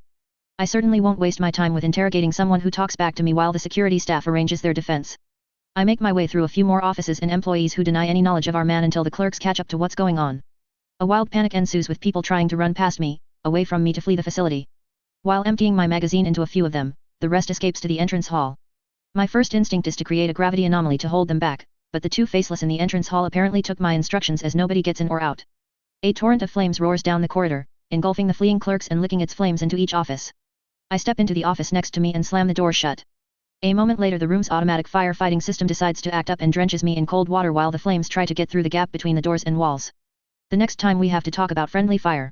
I grumble while reloading and take a careful look outside after a few moments. The magically controlled flames retreated, leaving behind burned corpses and charred offices. At least the faceless know how to destroy the evidence. Not that I expected to find anything of value up here. After shooting my 7th clerk and causing a panic I was pretty sure that the people up here are just innocent fools who were used as a front to give the company a nice face for the world. I shrug and search the floor until I find a stairway to the next level. This feels more and more like a dungeon that has to be explored. At least the lights on this level work. Somehow I must have blown the fuse which was responsible for the office section. Once on the stairs I immediately noticed the change of atmosphere. The previous level was definitely an office area. There was some alien strangeness to it, like the furniture, but all the vital components were there. Here though it looks like medical cleanliness. The rough office walls changed to polished steel or some similar material. The second level matches my expectations of a secret facility a little better. There are some low-grade laboratories here, but nothing extraordinary. I also notice that each level seems to have the same layout. A central spiraling corridor with rooms to the left and right and a staircase to the next level. My silent search of the facility is interrupted by encountering another group of blue security guards upon turning around a corner. They open fire on me with some kind of energy weapon. Only my much faster reflexes let me escape death. Safely out of sight, I pick a set of discs from my belt and throw it around the corner. The mobile claymores sprout 6 legs and start skittering towards the defenders, who scream and start shooting. Seconds later, I hear the characteristic hum of the weapons and I risk another look. The MC is a standard weapon which is used by the faceless for fighting inside confined space. The charge isn't designed to cause mentionable destruction, but to send out hundreds of needles which literally perforate the victims. The 9 guards who defended the corridor are still in one piece, but countless tiny holes litter their bodies. I take a tentative step out of my cover and walk slowly down the hallway, keeping my weapon aimed on the downed guards. Upon reaching the other side of the corridor, I find what the guards were defending. Yet another set of stairs. I turn around and weigh my options. This level wasn't thoroughly explored, but it doesn't look like there is anything special here. So should I press forward or do a thorough search? The decision is taken from me by a call from Ed. We've run into a problem down here. It would be nice if you hurry to take a little pressure off of us. I eject the clip from my gun and reload a full one to be safe. What's wrong? Ed and his men should have teleported into the facility in several different locations. The entire area is a rough square with different levels, so we decided to attack from many places at once to stop them from sectioning off each level or trying to mount an organized defense. They caught one of my teams off guard at the 3rd level. There are some kind of elite guards down here. My team is pinned between the 4th and the 6th level. Currently we are trying to hold the 5th, but they are really tough bastards. His voice is interrupted by an explosion. They have big guns and good equipment. If you would be so nice to descend the central stairway and put some bullets in their backs. Now I walk a little slower. I am already at the 3rd level and can hear the muffled sounds of energy weapons. Elite guards.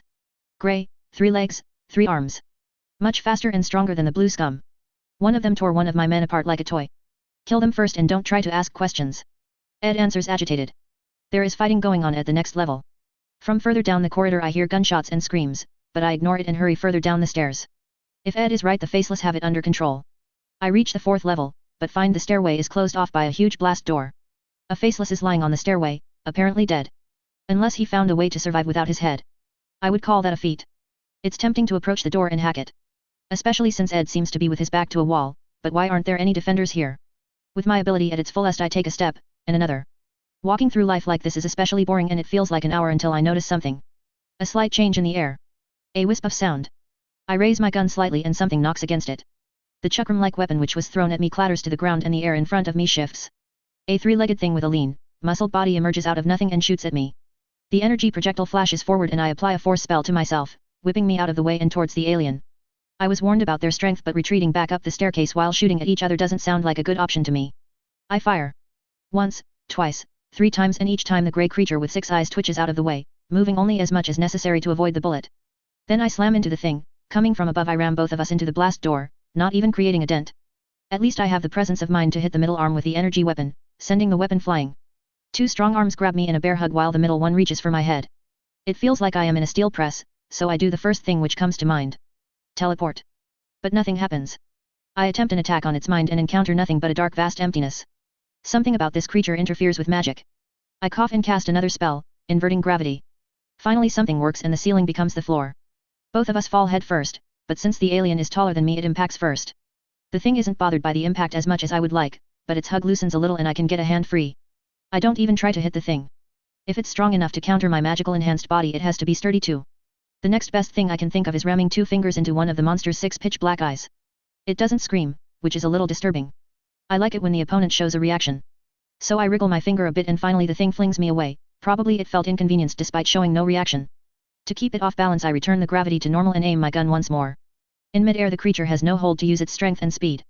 1 bullet slams through the creature's head, 3 more through its torso. Just in case that the brain is somewhere else. Both of us land on the ground and a horrible pain stings through my chest. Probably a broken rib.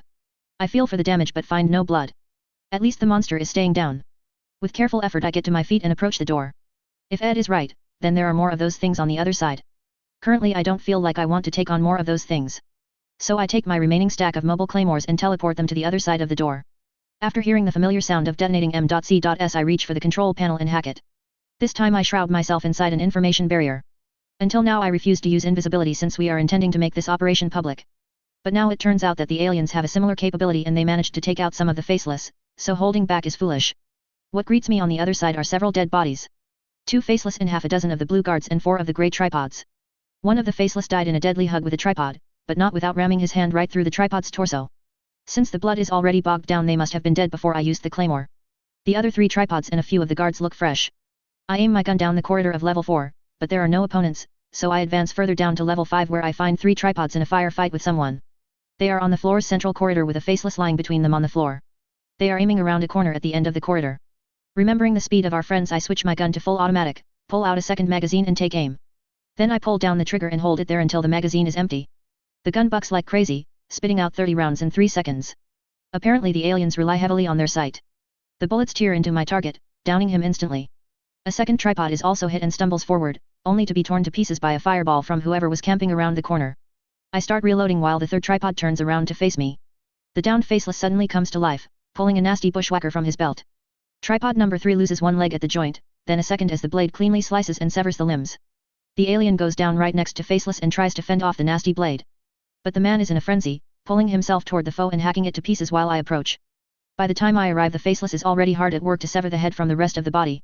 I think it is dead. I offer carefully, being reminded of one of my own savage short outs. Don't care. I want his head for my wall. The faceless answers. Okay. A trophy hunter. I can sympathize with that attitude. So how did you come back to life? The faceless reaches with one hand under his clothes and puts his finger through a walnut-sized hole. Buggers shot me with their energy weapons. But I am a nature mage and very good with healing. Simply played dead until I got a chance for payback. Don't mind Turasu. He is one of the more eccentric ones. Ed appears from around the corner, drawing my attention away from the faceless on the floor.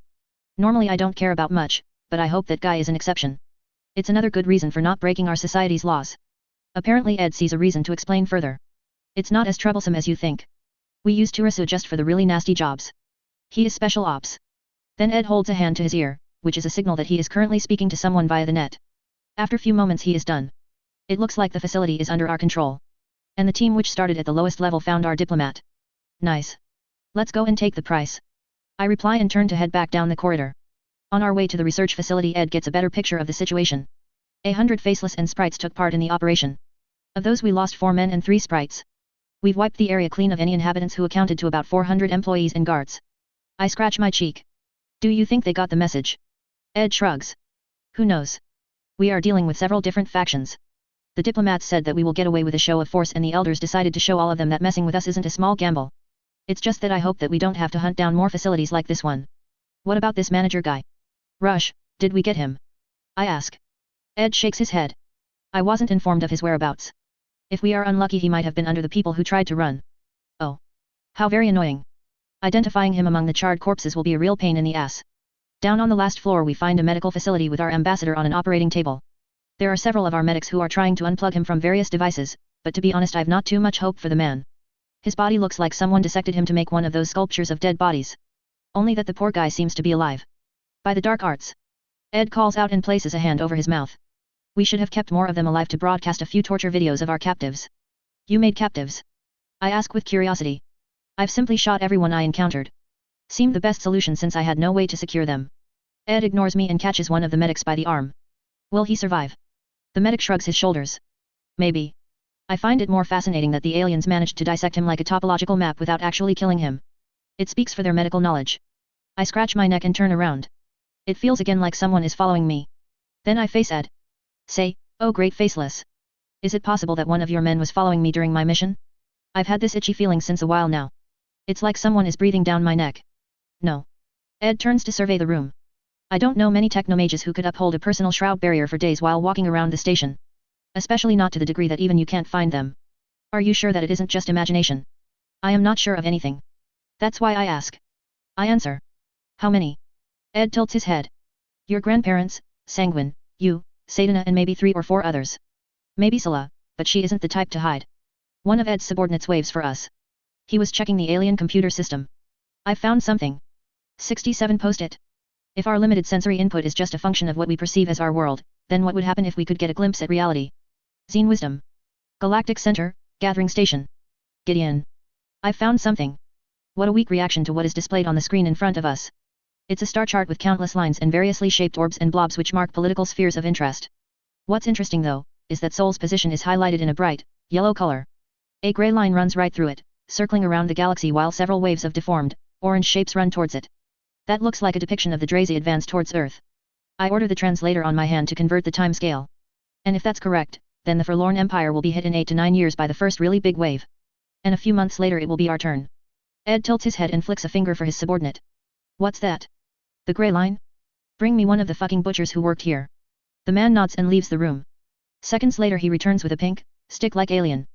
The faceless man handles the weak-looking creature roughly, but it turns out that the thing proves quite resilient and bends like a weed in the wind. Its base form is humanoid, but the joints are bent the wrong way and it has no head. Instead there is one eye in its torso. The grey clothes are cut to accommodate that feature. Ed gestures at the screen.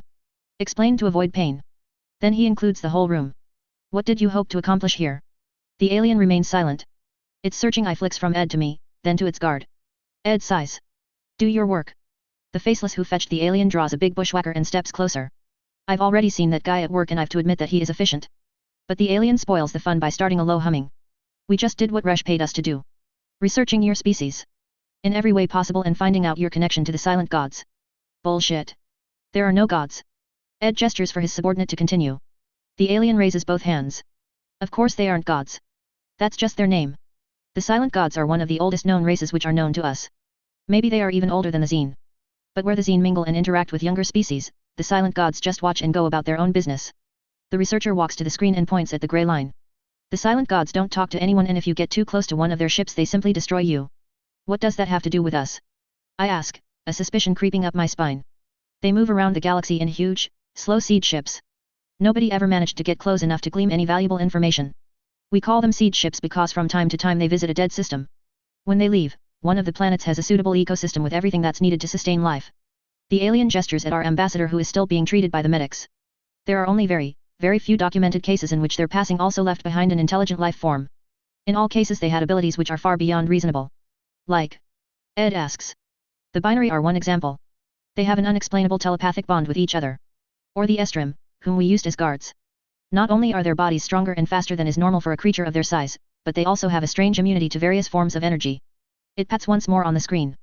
You also have a strange power and indeed, if our figures are correct, then a few thousand years ago a seed ship of the silent gods passed through your part of the galaxy. They move in very predictable patterns and thanks to their slow movement we can be fairly sure that they visited your home world and created you. I've the theory that they created all life within the galaxy. Oh, cut the crap. Scientology? Really? I shout. That's more than lame. What's Scientology?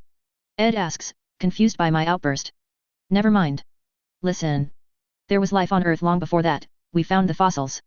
The most I can believe that they tried to meddle with us for whatever reason. And in the end they had to admit that dealing with our ancestors wasn't worth the effort. Ed nods. However, as long as those silent gods are flying away from Sol and keep their fingers in their own pockets they are none of our business. He points at the ambassador. What about that? The alien turns to look at the operating table. We tried to learn how your magic works. But he wasn't very useful, so we put him under and took a look at his body. Honestly. Is it true that most members of your race don't know how their ability functions? You simply grab the energy around you and manipulate it into the right pattern and it works. Ed crosses his arms in front of his chest. Yes, you have a problem with that? Do you know exactly how you breathe and walk? Can you tell me why your heart beats without you controlling it? The alien just stares at Ed. No. But we learned that it seems to be a matter of the mind. We got your friend to draw a few of the basic magical patterns for us. And? I ask.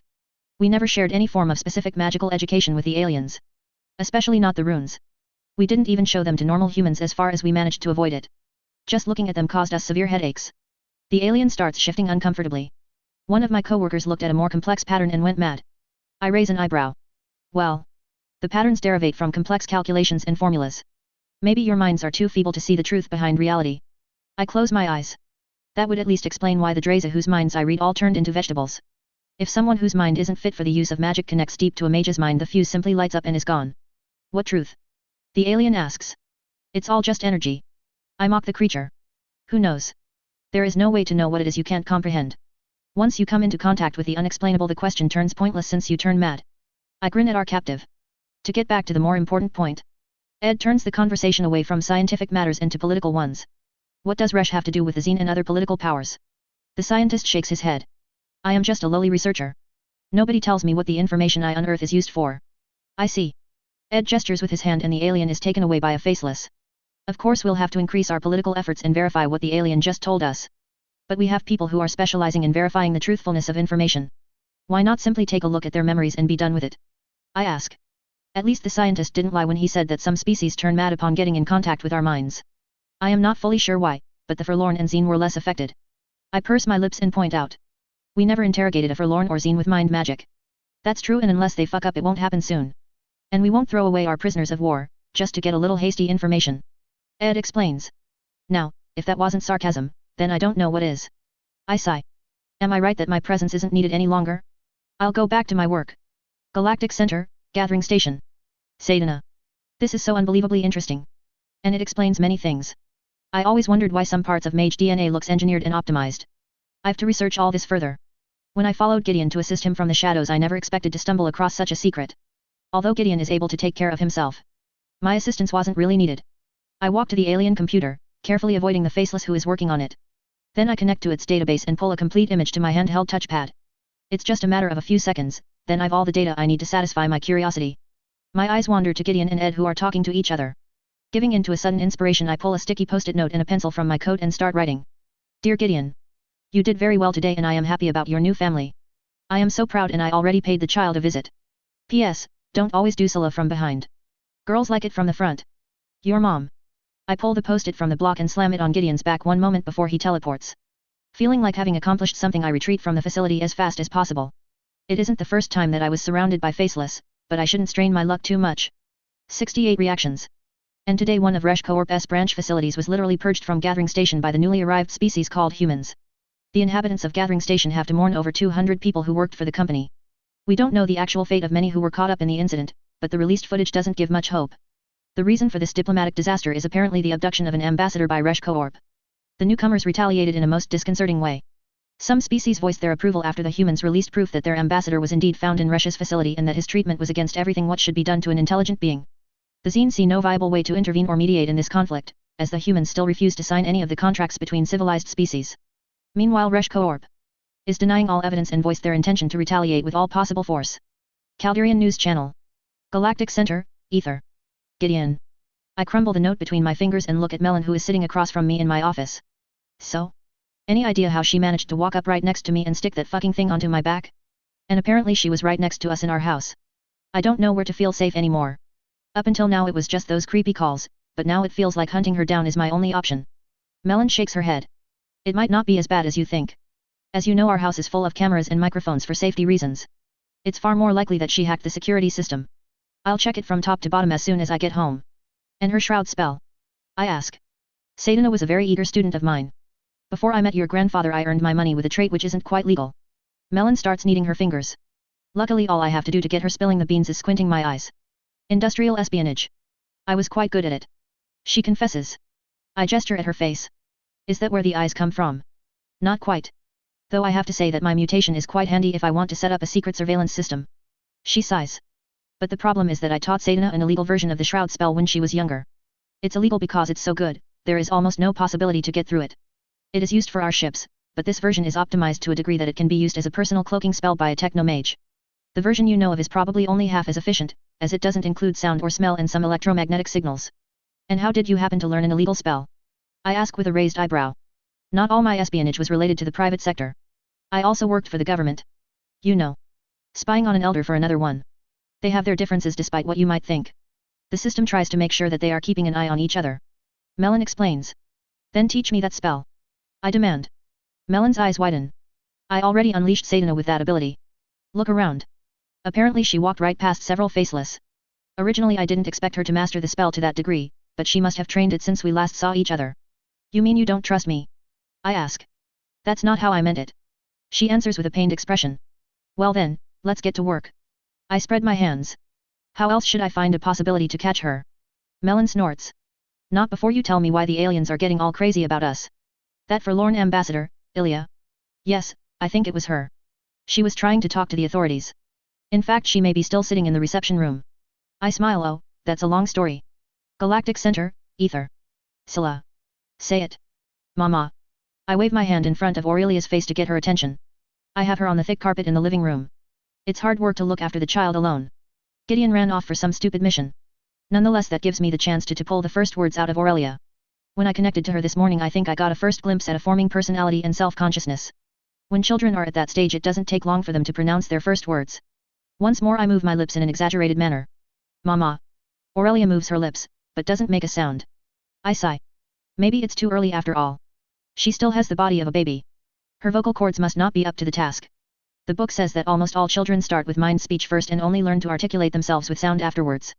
Suddenly a shadow falls onto Aurelia and she starts grinning. I turn around to find Gideon looming above us. Before I can stop him he opens his mouth. How about Papa? That's easier. Papa. Pa. Pa. Aurelia rings the disjointed syllables out of her mouth and I freeze up. All the hard work and it was stolen from me in a few seconds. I cup Aurelia's chubby face between my hands. Gideon. Right now I want to strangle you. What did I do? He steps back. I pick up Aurelia and place her in his arms. That's for yourself to find out. Galactic Center, Ether. Gideon. I carry Aurelia to her cradle and place her there. Then I join the sulking Scylla on the sofa. Sorry for whatever I did. I offer an apology, though I really don't get what I did wrong. Sometimes I don't understand her despite sharing minds. But right now she has closed up on me. I had to do hard work recently. To be honest, the next few weeks will be quite interesting. Then I simply continue to fill Scylla in on recent events. She doesn't show an immediate reaction to my story. It's no wonder. Such revelations are hard to stomach. When I am done I give her time to think and switch on the projector for one of the walls. The wall is immediately filled with one of the alien news channels. What's displayed there is a report of what happened to our ambassador and what we did to the facility's staff. To my surprise most scenes aren't even censored. There are no scenes of dead faceless, so I suppose that Ed held that material back. Suddenly Scylla tilts her head. Funny. I could swear that yellow thing you shot at the beginning looked like one of the collectible monsters from that game of yours. Then it finally hits me and I place a hand above my mouth. You may be right. I shot Pikachu like some common rat. For a while neither of us says a thing until Scylla finally judges the report. It is a rat. And didn't you hate that game anyway? Yes I did. No reason to feel remorse. I inch closer and put a hand around Scylla. I also got a message from Sadana. Scylla stiffens a little when I explain, letting out the last piece of the message.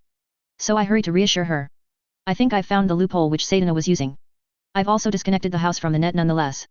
There is no communication unless one of us explicitly requests it. My better half starts massaging her temples. This may be my first migraine as a married woman. Her shifting body reminds me that I am on withdrawal since 3 days, so I lean onto her. Are you sure? There might be a treatment. Oh, I wonder what that might be. She asks and lets herself being pushed onto the sofa. I shift and pull off her trousers. Then I open my pants and push her legs apart, dropping myself onto her, hugging and kissing. I am not in the mood to waste my time with clothes. Don't you get a little turned on when you know that someone could be watching? It's only you who is turned on by the thought. She answers, closing her legs around me. I for my part can say that I am repulsed, but I get how you feel on the matter. I start rubbing against her and she switches off the report. God only knows how we managed to get from such gruesome pictures to this. Who cares about pictures? I need you now. I cup Scylla's chest in my hands and kiss her neck while she guides me inside her. I shouldn't have married a wild beast like you. She gasps and I start moving, pressing her hips against me with one hand while hugging her with the other. And you are the beauty or what? I mumble into her soft skin. Galactic Center, Ether. Aurelia. But someone is watching. Mom, Dad, what are you two doing? I am fairly sure that isn't some kind of crawling exercise. I want attention. 69 thoughts. Resh announced that they will retaliate with all possible force, making their promise true. A privately entertained attack fleet fresh out of Breen dockyards arrived today in system. They requested an approach vector towards the human ships. All eyes are directed at the two quarreling parties. Tenpan fleet ships announced that they will retaliate against anyone who break the peace. Who will make the first mistake? Calderian News Channel. Galactic Center, Ether. Gideon. An alarm wakes me up and I open my eyes, realizing where I am. I am still on the couch, hugging Scylla while she is using me like I am a bed sheet. What's wrong? She rolls out from under me and checks on Aurelia who is sleeping in the cradle close by. Since we got the child it became second nature to her to take a look at Aurelia when something wakes us up. It's like she is doing it on autopilot. I access the network to check the message, using my virtual reality to read the whole report. When I am done I curse and get to my feet, pulling up my trousers.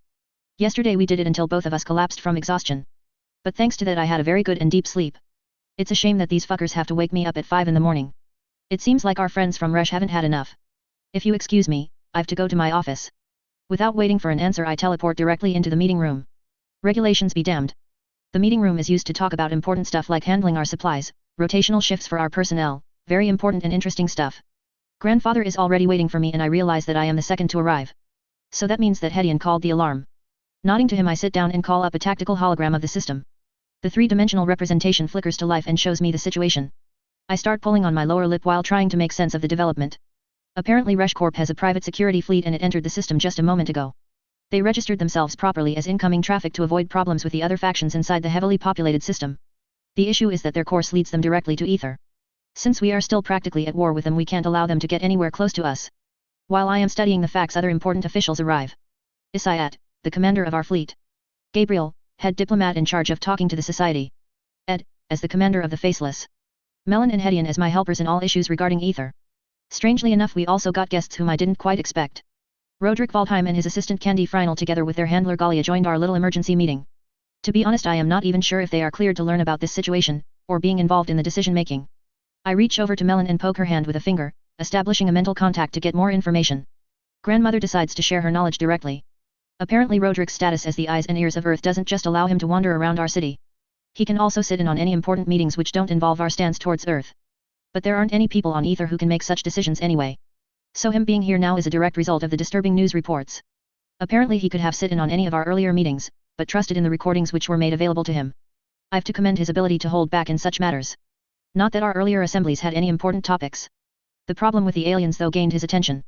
My gaze wanders back to the hologram and my eyes set on the approaching fleet. We could cloak ourselves and scatter our formation, hiding among the countless neutral alien installations. Our cloaking tech would allow us to evade them completely. There is no way that they can discern your signals from the background noise. Isaiat shakes his head. Probably that's exactly what they want us to do. He pauses for a moment to gather his thoughts. I and my people studied the code of conduct for ships and ship movement within this system very carefully. The one thing that's absolutely made clear is no cloaking, hiding, or attacking ships within the system. Otherwise all other powers within the system are obliged to use lethal force against the offender. Melon raises an eyebrow. You are sure that there is no backdoor like the one we used against Resh? Gabriel raises a hand. We used a legal grey zone in that case. The Zine couldn't object to our attack against Resh's facility because it ran under the cover of being a war. The facility in itself already wasn't within Zine jurisdiction. The only thing they could have done to intervene was hindering our people to enter the station. But since we can teleport, we never had to set foot into the station's legal space. Isaiat takes over. I am afraid that isn't the case here. The rules of conduct are worded in a way which includes every ship, even foreign attackers from outside. I scratch my temple. But wouldn't that mean that they can't shoot either? So they are simply trying to force us to do something stupid? Or are they intending to break the law of this system at the cost of their own lives? They would surely be able to find some valuable piece of junk in the wrecks of our ships. It still sounds like a stupid thing to do. One fact is for sure. If all the ships around us turn hostile, our only remaining option is to teleport out of here and run. But that would mean that we didn't accomplish what we came here to do. Roderick decides to help. Maybe you are giving up too early regarding the bending of rules. He turns to face Isaiat. You said that any ship which attacks another ship is declared as hostile. What exactly is the definition of such an attack? Would boarding actions be permitted? Is ramming the enemy an option? Isaiat frowns. I think boarding would be a permitted action. But ramming another ship is definitely a form of attack. My eyes wander to the hologram of the approaching fleet. If that's the case, then we've the advantage. Candy points at the hologram. There are 247 ships in that formation. Even with all our escorts together we only have roughly 200 ships. And didn't you say that you don't have that many Faceless? I shrug. Our total tonnage is higher and if things get tough we still have Ether's population. It's highly unlikely to me that they can put as many soldiers into their ships as we have people. Stop. Aren't you talking about your civilians? You have to start evacuating them. Get them to safety. Right now. She gets irritated. Galia decides to stop them from embarrassing themselves any further. You may be right in certain aspects, but you are forgetting about the differences between our people. Certainly, to all your knowledge a group of civilians from Earth would run away and hide when some unknown foe enters the city and starts shooting. But that's not the case with mages. If Resh's troops break into the city the reaction of the average magician will be to attack, especially after seeing what we recently spread in the news channels. She takes a deep breath. You already learned that our society is much more prepared for violence and the average magician wields powers equal to a bazooka. Imagine trying to subdue a population of Ether's size with an army. You can't disarm the civilians and have no way of winning their loyalty since we control our own media channels. The elders long since learned that governing mages can't be done by force or suppression. It's a fundamentally different group mentality. Roderick takes a breath and runs a hand through his grey hair. If you put it that way. I guess your elders are living a nightmare in order to keep your population in check. Hedian shakes his head. We may be harsh on a personal level, but controlling the group is much easier than with humans from Earth. That's a large reason for why we left the normals. The average mentality of a magician tends to get carried away by the people who surround him. That's why our people often fought between themselves, following the petty discrepancies between humans. Until we stopped concerning ourselves with Earth's quarrels. Roderick wisely doesn't comment the offensive speech. A smile crawls onto my face as I remember something. I suppose our friends got a fixed approach course from System Command. The same as we did. Isaiat nods. That's very likely. Well then. Why don't we hack their systems and have a little electronic warfare? Once their course is predictable I don't see why we shouldn't use our incredible little helpers. I suppose my countermeasures against boarding actions are already implemented. I raise an inquisitive eyebrow and look at our fleet commander. Isaiat grins ferociously and nods. 70 teleportation. In all likelihood, to all appearances, once you give the wheel to someone else, you shouldn't interfere with the driver. Unknown. Galactic Center, Ether. Gideon. There is no doubt about the intentions of our friends. The only real problem I have with the situation is how everything seems to be spinning out of control. I gesture at the hologram and let my eyes wander over the assembled people. Sure. We've had more than enough time to prepare and the ships are still half an hour out of engagement range. Don't you think that all this is too easy on one hand and too outrageous on the other? These aliens are overreacting on several different levels. Stealing our ambassador for puny research reasons, keeping him somewhere where we can find him, sending a huge fleet of ships after us on neutral grounds. Isayat nods slowly. It feels like we are playing a game of which we don't know the rules. Gabriel raises his voice. Everything we have learned so far hints at two major players. The Xene delegation is trying very hard to entangle us in this society of civilized species, and while it's true that there seem to be no serious strings attached, it's still hard to overlook the small subtleties. To be recognized by all important species, for example, we would have to adhere to the laws of whatever species sector we are currently moving through. If we fly through forlorn space, we are practically under their jurisdiction. If we move through alliance space, we have to play by their rules and so forth.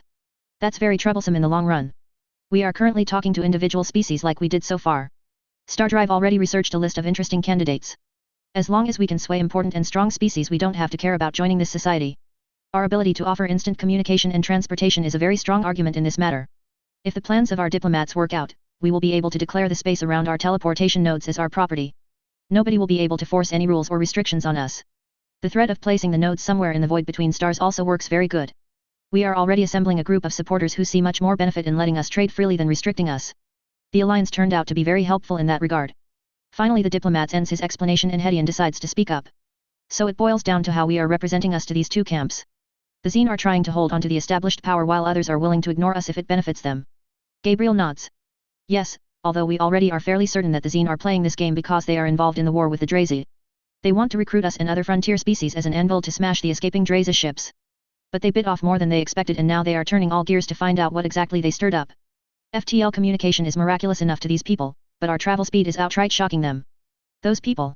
I wonder if we should see the aliens as that. People? Or is it safer to regard them as aliens? My thoughts wander back to when I took a look into the minds of several Drazi. Can we ever apply human standards to creatures as these? No, I suppose not. I even doubt that long-term coexistence is possible. The Drazi's minds are more animalistic than logical. They barely scratch the edge of creativity and compassion for other members of their species. Everything else is regarded as vermin which has to be removed sooner or later.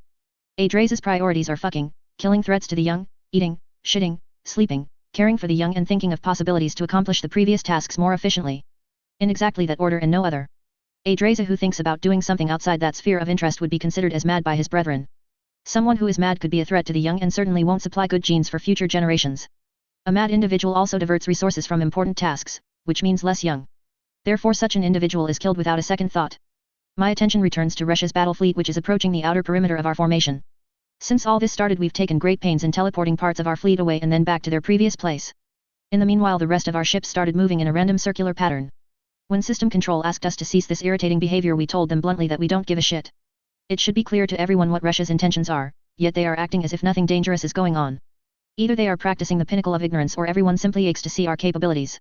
On a certain level I can understand them. It's unnerving to have a strange, new thing in front of you without being able to put it into a known category. Should we categorize it as prey? Or as prey with teeth? Something poisonous which we have to stay away from? They are all looking at us with eager eyes to learn more while they are sending one of their own to test the waters.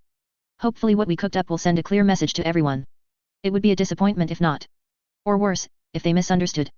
Slowly the enemy fleet converges on ours while our ships are still performing a complicated dance around ether. Then some of the bulky, alien battleships start homing in ours. Their ugly spiked shapes look unrefined compared to our slender, teardrop-shaped ships.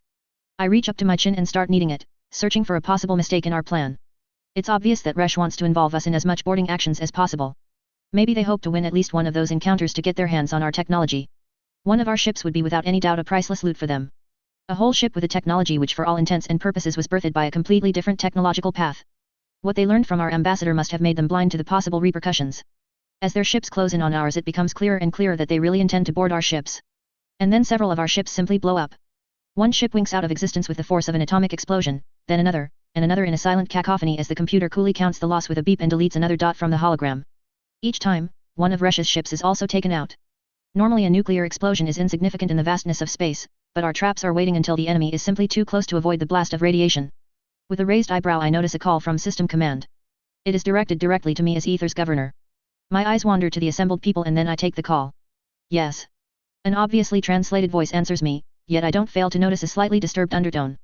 You are engaging in offensive actions within neutral territory. Cease those actions at once. I fail to see how blowing up our own ships is an offensive action. I answer, pursing my lips. They are ours. I think we can blow them up whenever we want. If you are concerned about the wreckage, then you are destroying other ships by doing so.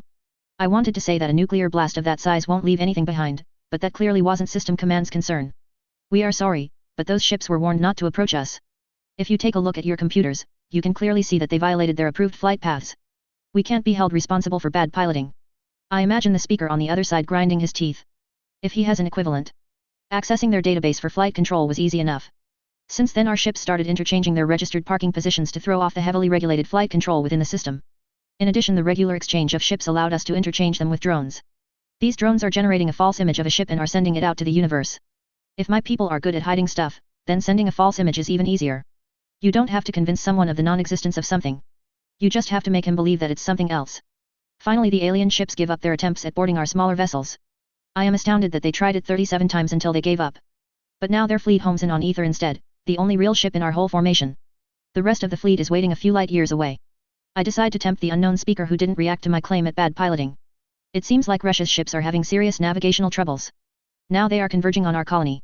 I'll be forced to teleport us out of system. It's actually good that you called. Could you note our date of departure for 10 minutes from now? The grinding of teeth which I just imagined earlier suddenly becomes audible. Understood. You'll depart in 10 minutes. Thank you.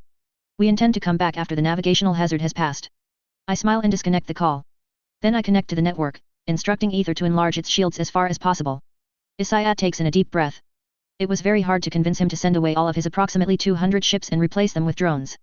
There was no proof that this form electromagnetic warfare would work. The alien sensors are obviously good enough to see something if we are trying to hide, but they can't discern a false image from the real one. Increasing the size of our shields weakens them against a concentrated attack, but at the same time it keeps the enemy ships at a comfortable distance. A slight tremor runs through the building as the first enemy ships make contact with Ether's shields. The whole of Ether starts vibrating as more and more of the ships press against our shield, trying to overload it with their own shields. The glass of water right next to me starts wandering over the table and I reach out to hold it still. Those buggers are quite persistent. Hedian shrugs. The reactors are reaching their limit. We may consider an early departure. I tilt my head and calculate the increasing amount of energy and how many enemy ships are still on an approach vector. You are right. So I engage the automated protocol of events which was previously set in stone. The remaining drones blow up, creating the illusion that our whole fleet just committed suicide. In addition, it most likely also blinds any sensors which are aimed at us. Then the teleportation node which was set up a few hundred light years away activates and takes the whole of Ether and everything around it away. The nature of teleportation is exchanging one space for another. So if the nodes teleport something from one node to the next, they can actually also take something away from anywhere within their reach. The only problem is accuracy, but Ether has a fairly big quantum network of its own, so we can act as a beacon. We appear right inside the teleportation node with about 200 of Russia's battleships around us. A moment later the node refocuses the space-time bubble to take only Ether back to gathering station, and I imagine hundreds of point defense weapons along the node's structure taking aim to wipe out the totally unprepared fleet. Not moving at all with no inertia, it must be like clay pigeon shooting. Whew. That was a first test of the defense systems on our nodes. I engage the communication channel to System Command and order our fleet back. They are parking a few light years out of system. System Command? We are back, but we had to depart early because of a navigational hazard. Will there be any fees to pay for this break of conduct? It also seems like we lost a few ships, so we are calling in reinforcements. Would you be so kind to give us new parking coordinates? Won't they find out that we are calling back the old ships? Roderick asks. Nah. I shrug my shoulders. And even if, it will be just one more mystery for them to chew on.